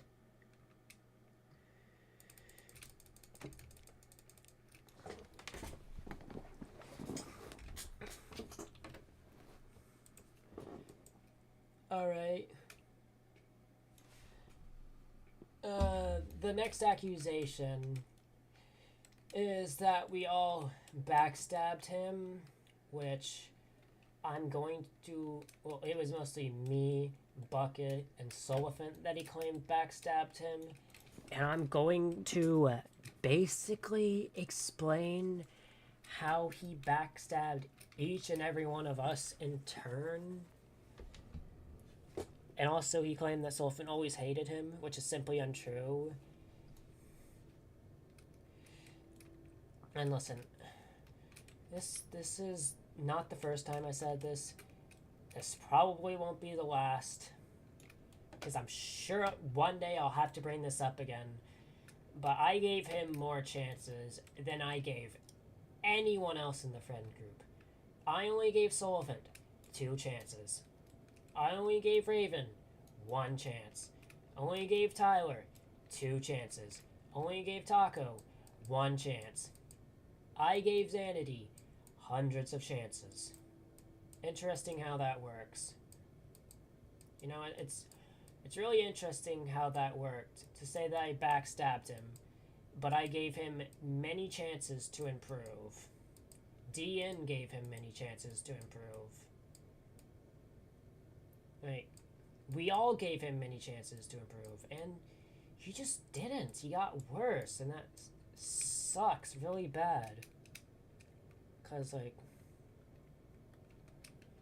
I was really hoping he would become a better person and become a really good friend, and he just... I was really hoping he could be the good friend that I knew he could be, but he just never did. He just never did. And he backstabbed me by not only wasting all the chances I gave him. Bro, I just wasted that. Anyways.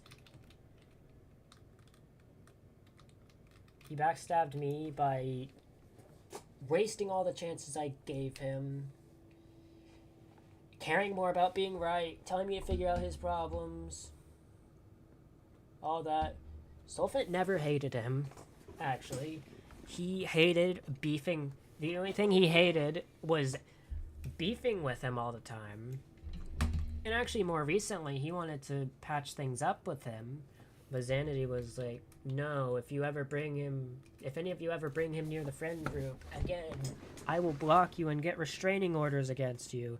And he threatened me with restraining orders multiple times, by the way, even though I did nothing to the guy. I did absolutely nothing to him, and he kept threatening me with restraining orders, and I was like, okay. Like, kept threatening to block me, and I was like, at one point I was just like, okay, do it, and then I blocked him, obviously.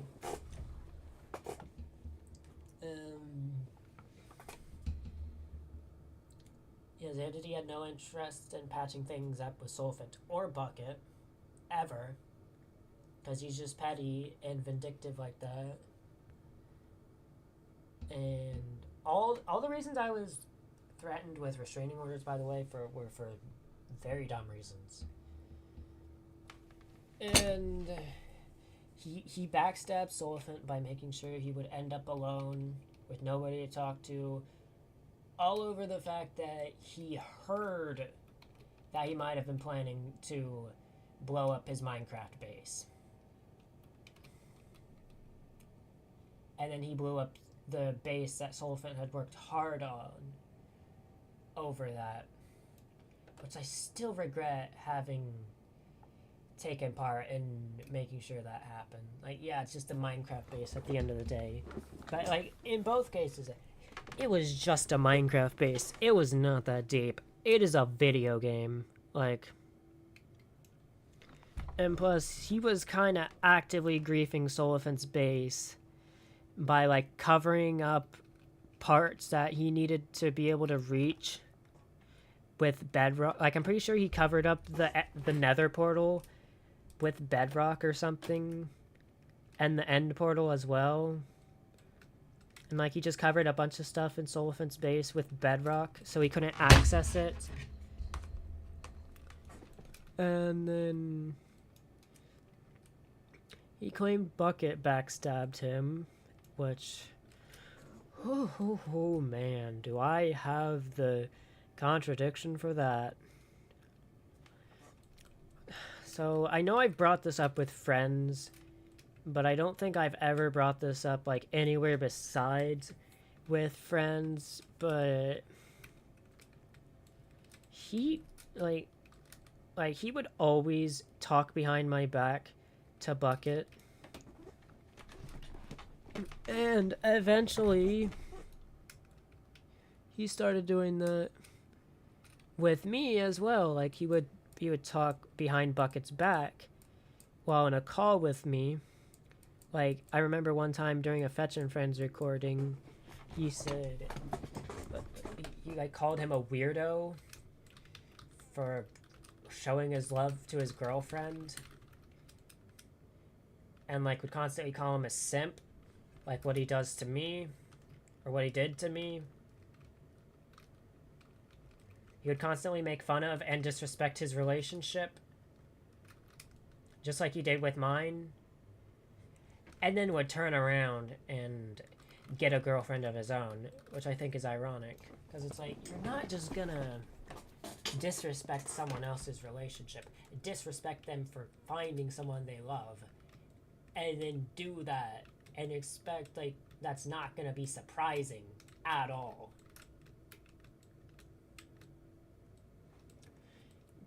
And let's see, I know he did that multiple times in the last Mimic recording that we did for, like, the Mimic Jealousy Chapter 4. Or was it 5? Are there 5 Jealousy chapters? I think there's only 4. And I had to just, like, awkwardly agree with him, because, like, obviously I didn't want to go against him. As, you know, like I said, he can be vicious when you go against him. And I do sincerely apologize to Bucket for not defending him and his relationship further. Like what I did with mine, where he would just I would just let him disrespect my relationship a lot. Like he would constantly beef with my girlfriend. He would make false claims about her, like how she supports cat abuse, which I already went over. And there's actually some other situations I didn't go over that related to him beefing with her. There was the time she accidentally cut him off when he was speaking, and obviously he's hated her guts ever since. One thing to note is he hates people whenever they accidentally talk over him. Like, he'll hold grudges against people for that, like actual grudges. Like, did you get your kids tested for COVID levels of grudges? Those who know, know. But, like...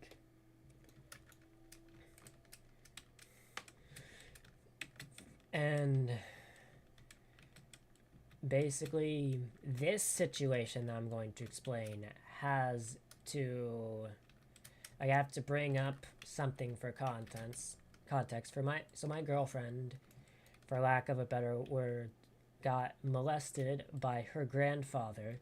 And I specifically remember, like, he hated the fact that she would bring that up. Because, like, he was the only one who could have problems in the friend group. Like, I would constantly bring up my life issues, and he would get mad at me for it. He did the same thing to her.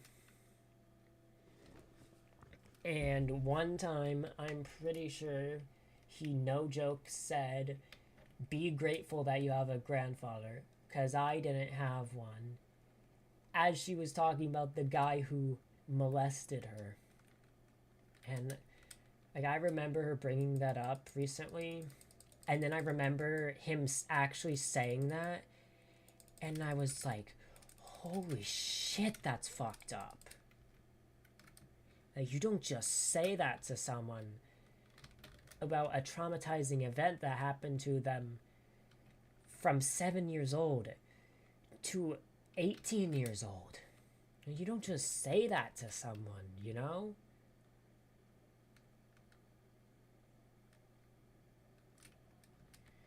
Like, that's just not someone you could say to someone who's been through something like that. And, you know, I hate seeing Bucket's Instagram stories where, like, as like, he has me as a close friend on Instagram, and I'll see him beat himself up over how things went between him and Xanity. And I hate seeing him do that. Because, like, that's the worst you can do to yourself. To beat yourself up for being done with how someone else treated you. Like, that's the worst possible thing you could do to yourself. Man, it sucks to see him do that to himself. Because, like, he's a great guy. Yeah, he's made mistakes, but, like, he wasn't at fault for that at the end of the day. He wasn't the toxic friend in that situation. He was the guy who cut off the toxic friend and blames himself for that. Wait, might I actually get a server wipe? I might actually get a server wipe. Hold up. But yeah, he constantly beats himself up for that, and I hate seeing him do it. Because, like, obviously, he's a great guy. And he did nothing wrong.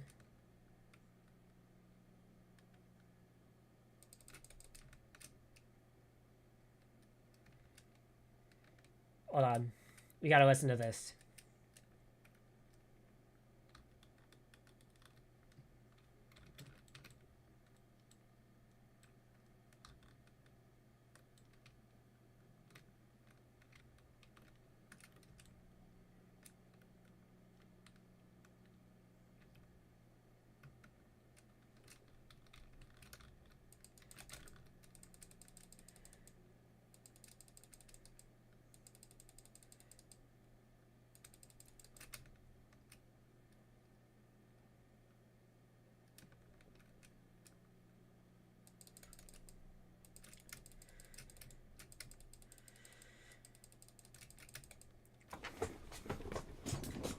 Let's go! Server wipe as Gas Harpoon.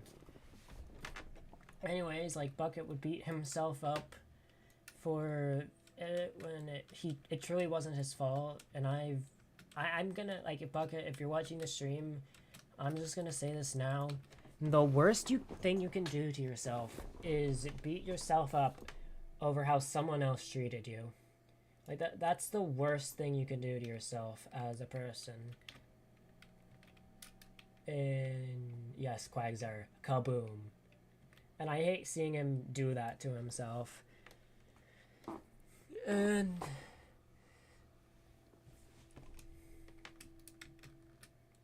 the final accusation that I want to bring up against me and my friend group is that me specifically, or someone else in my friend group, mass reported his channel and got it terminated.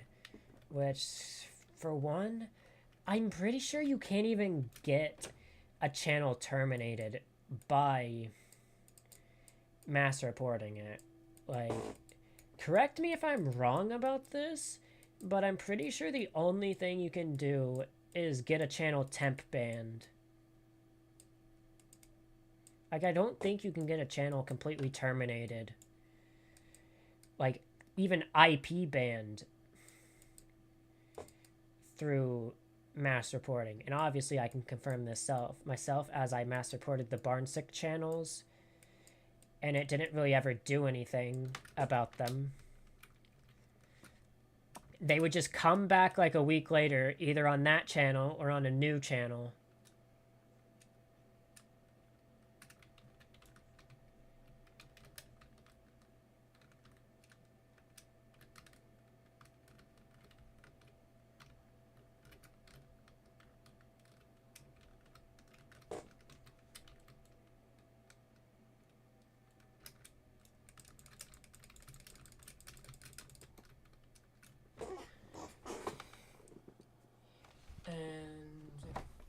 He claims that we live rent free, or he lives rent free in our heads, to the point that, like, we've been simply trying to forget about him, and decided to drag us into this by putting our names in his false accusation.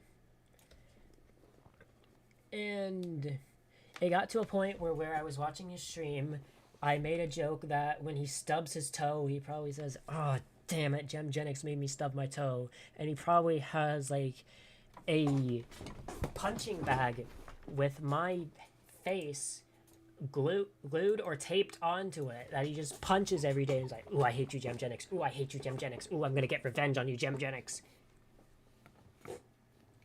And, like, I don't think that joke is true, but obviously just the fact he's dragging us into this just shows how rent-free not only I, but also the rest of my friend group lives in his head. To the point it's like, God, really? I want to move on and you're still accusing me for things? Like, come on, bro. Enough's enough. Like, you gotta realize one day, enough's enough. Like, I genuinely really don't care about the situation anymore. I just want to move on. I just want to live my life. I just want to... I just want to live my life. Like, please, just... honestly, just let me be free. You say I need to let you be free. But, like, I'm the one who needs to be allowed to be free at this point. I need to be able to be free from these accusations, these allegations, this drama that you keep bringing into my life pretty much every month at this point. Pretty much every other week. Like, I'm the one who isn't being let go from this. So, instead of having you continue to blame me for this, I will explain two theories I have on why your channel is taken down.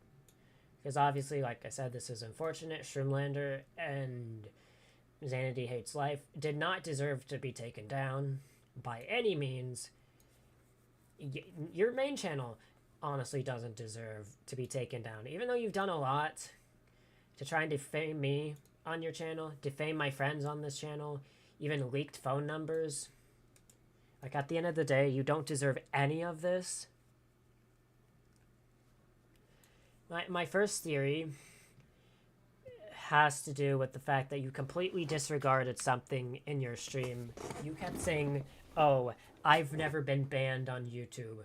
I've never been banned from YouTube in my 7 years or 6 years or 11 years or however you've been on YouTube. I've never been banned." And my first thought is, yes, you did. I'm not sure if you remember this, but your Average Destroyer account got banned for having re-uploaded clips of the FNAF movie on it. Like, I remember you specifically told me that it got banned for copyright like, it got terminated for copyright infringement because you had re-uploaded clips of the FNAF movie on there. And, you know, I genuinely believe that could be a reason why it happened. Like, since they're tied to the same IP address, what probably happened is, since it was like evading a ban or avoiding a ban, however the wording was, YouTube's AI probably saw it. It was like, hey, these are all accounts of Average Destroyer. So we're gonna go ahead and ban them we're gonna go ahead and terminate them since this guy is trying to avoid termination, trying to avoid a ban on YouTube. We're just gonna terminate these channels just so someone who got terminated for copyright infringement isn't staying on the platform. I could totally see YouTube doing that.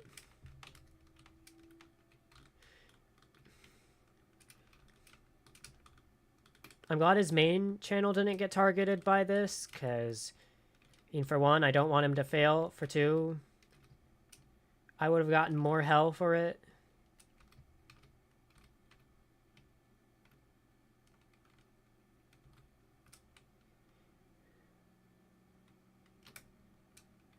Like, he would have raised way more hell if his main channel got terminated. And I would have, like, actually got in trouble. Like, I probably would have a police investigation on me.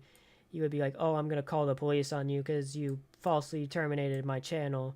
It's like, I'm pretty sure what happened is the copyright infringement... I'm pretty sure the copyright infringement stuff carried over from the main channel, or from the Average Destroyer channel, to the Shroomlander and Xanity Hates Life.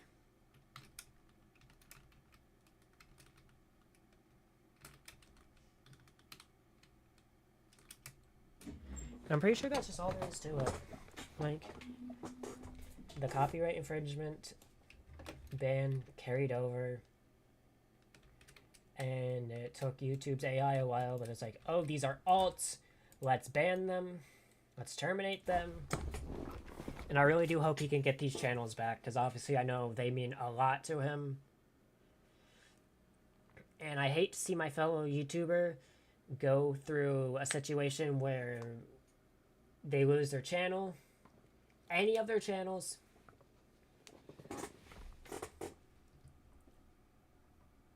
Because I remember what happened, because, like, we were planning a watch party of the FNAF movie, and he was, like, recording clips of the FNAF movie and then putting them on YouTube, and obviously that got the channel terminated. Another theory I had, which doesn't really make sense with the ban message, but does line up with the accounts getting terminated, is the contents of Xanity Hates Life. And, you know, yes, I get it was like an extra channel, but it also covered the Barnsick and Freddy Fazbear 247 situations, which obviously I've weighed in my opinions on the Barnsick situation. I'm not going to weigh my opinions in on the Freddy Fazbear 247 situation, because, well, his fan base is kind of rabid, and, like, his friend group is also very rabid. Basically, the best way I can explain is everything over there, from his fan base to his friend group, basically operates like a cult, and he's the cult leader, and they'll basically do anything to defend him, even sending death threats towards people, doxing them, sending NSFW towards them, you know, that kind of stuff, just to defend him. So, you know, I'm not going to weigh in my opinions on Freddy Fazbear 247 as, like, I'm just saying I don't have great opinions on the guy. Like, I used to be friends with him, but I've recently fallen, like, he's recently fallen out of favor with me. I just genuinely don't like some of the stuff he's done or said.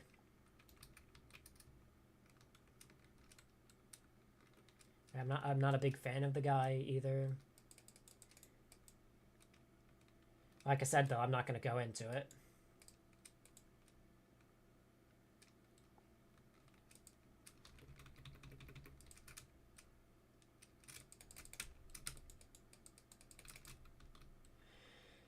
But, oh, okay.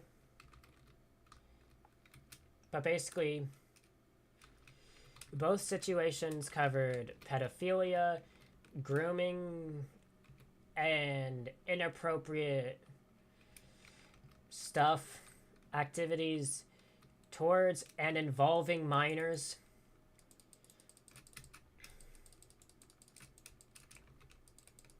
And obviously, when it comes to YouTube, they are very particular about that. When it comes to, like, videos specifically. Like, they obviously don't seem to care about it when it comes to streams. Like, streams are way less moderated. That's one thing you should know about YouTube. Like, streams are way less moderated. Like, and I can confirm, because, like, I've made multiple streams where I've talked about content relating to that, and YouTube just has not cared. Like, genuinely has not cared. Like, they do not give a fuck if I talk about it on stream. But if I talk about it on a video, I'm probably going to get the video taken down. Because they're going to be like, oh, this is exposing children to it. You can't talk about it. It's to the point where YouTubers who talk about that kind of stuff have to actually censor themselves. And it's become like a big problem on the YouTube platform. Like, a really, really big problem. And, you know, obviously both situations have somewhat involved those kinds of situations. And what I'm thinking is maybe that on top of the Average Destroyer ban got Xanity Hates Life banned. And then,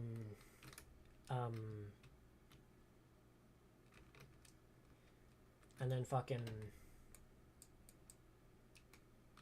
Shroomlander got banned as a result as well.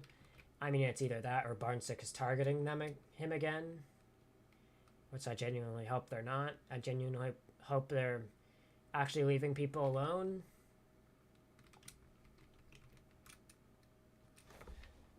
But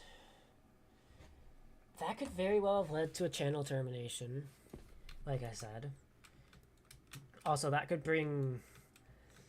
I should bring up one more thing. And actually, I'm gonna leave the Forsaken game really quick. All right, I'm gonna leave the game so I can like bring this up because this requires me to bring up an OBS tab. Okay, so back when I first discussed making the Fetch and Friends reboot, like I did it on the channel, I was like, hey, we need people for the Fetch and Friends reboot. Come join if you like the original series. And he made there was a channel called like Mrs. Ireland and a Farm, something like that, and the channel said, Gem, or no, it said like I only watched this for Xanity. Now it's gonna be bad because he's not in it, and like. I'll bring up his response first. Do I have his response somewhere too? Do I have his response to it somewhere? I believe I do.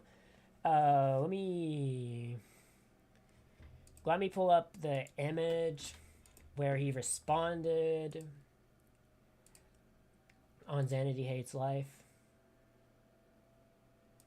He said, I did not send my fans after this guy. This guy's the most delusional person I've ever had to deal with, and for the past 3 to 4 years has treated me like shit for not liking his cousin. Instead of wanting to solve things, he ignores it and hides behind people like a certain groomer. This guy can't take accountability for anything and blames others. Do not support this series. Honestly, it sounds like a lot of the stuff that he does that he's trying to claim I do.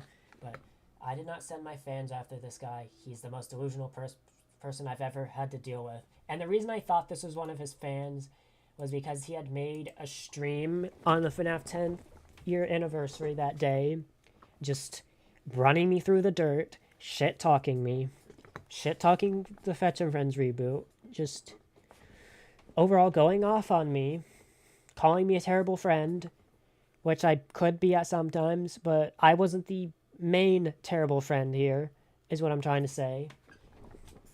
And I actually figured out that he was behind Mrs. Ireland and a Farm. And I have proof for this too. In fact, I will show it right now. So like I was watching his stream. He was talking about how like Xanity Hates Life and his Shroomlander accounts were banned. So here's the exact frame. You see, here's his face. But what's this? Hold up, let me zoom into this really quick. Mrs. Ireland and a Farm. Or Mrs. Ireland a Fam, that's what it's called. Mrs. Ireland a Fam, that's what it's called.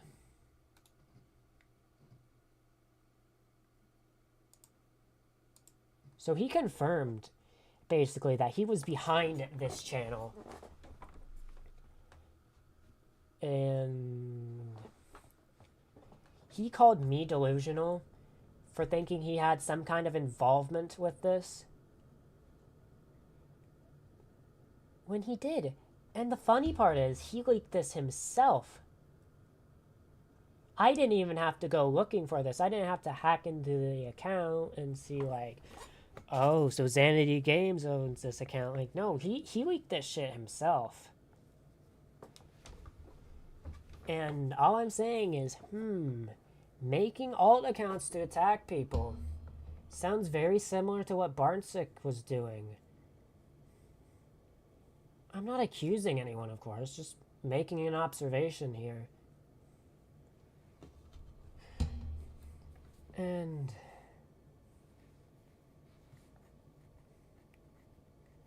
like, no. All I'm saying here is, like, overall, I'm just gonna leave this here by saying, I wish you luck in getting your channels back. I really do, but for fuck's sake, just keep me out of your accusations, please. I just want to be left alone and live my life. Like, stop thinking about what my friend group thinks about you. We genuinely don't care. We don't care what you think of us. We don't care what you're doing. And stop accusing me of trying to take down your channels. I was genuinely thinking about taking down your channel and your stream, because on the stream, you leaked Zolophan's number. And that's not okay. Even if we weren't cool with him, you still should not be leaking his number. You should not be leaking people's numbers on stream. That is not a good thing to do. That makes you look bad. And the fact you're like, oh, I'll blur it out later, or oh, I'll cut it out later. You can't do that. It's a stream. I've tried editing a stream. You literally can't. Like, there's no way to edit a stream. So you basically just screwed yourself over. And I was thinking of just reporting your channel. Solfit really wanted to get your channel mass reported because you leaked his number. But I have decided we probably shouldn't do that. Because for one, it's immature, and it proves your point. And for two, it defeats the entire purpose of me even trying to debunk all this. Which is to prove that I did not take down your channel. And you have to stop worrying about what we're plotting. Like, the only thing we're plotting is Piggy Fandub lore and what thumbnail I'm gonna create next. Like, that's all we are genuinely plotting. Like, ooh, we have a secret plot to steal the Krabby Patty secret formula. Don't tell anyone about that. Shh, it's top secret. We also have a plot to definitely steal Phoenix and Xbox. Don't tell them about that either. The point is, that was the end of the stream. How long has this been going on for? Let me see. Like, I've spent 8 hours on. I already wasted 11 hours on these accusations, and then I had to waste 8 more hours more.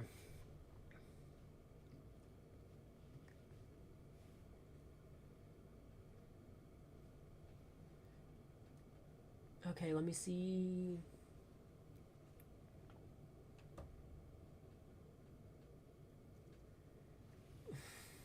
Oh my god, that is kind of stupid, I'm gonna be honest. How do you get banned for targeting when you're focusing a slasher? How does that even happen?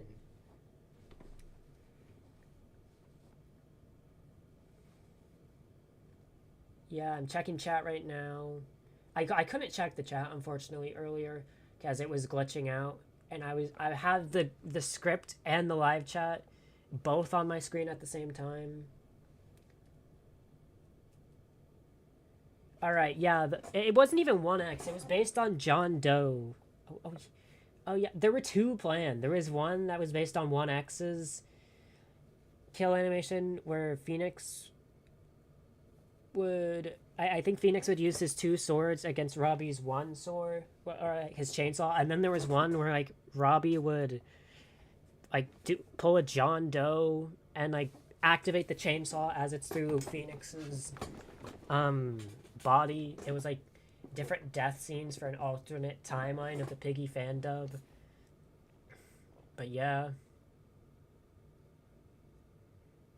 Was that for Archie's death? I think that was for Phoenix's death. Maybe it was for Archie's death. I don't remember. But yeah. This definitely was a long stream. I have in total spent 19 hours on this situation. 19 hours I will never get back, by the way, over false accusations that can easily be disproven and just generally have no proof to them and are completely baseless. I had a lot on my mind, a lot to clear up, and I had to answer questions from the viewers as well. That's... God, I just hope this is over. Like, if Xanity wants to continue this, if he wants to drag it on, which I know he's gonna want to, you know what? Do it. It's gonna make yourself look bad at this point. It's... Literally, it's just gonna make you look bad. And at the end of the day, you made me have to bring you up on your channel. You had to make me break my own agreement, which was not to bring up anyone on a stream that I had beef with. And obviously now I had to do that, because I had to clear up your drama, and I had to clear up your false accusations, baseless accusations, false allegations, whatever you want to call them. That's it for the stream. And I hope to leave this saga behind.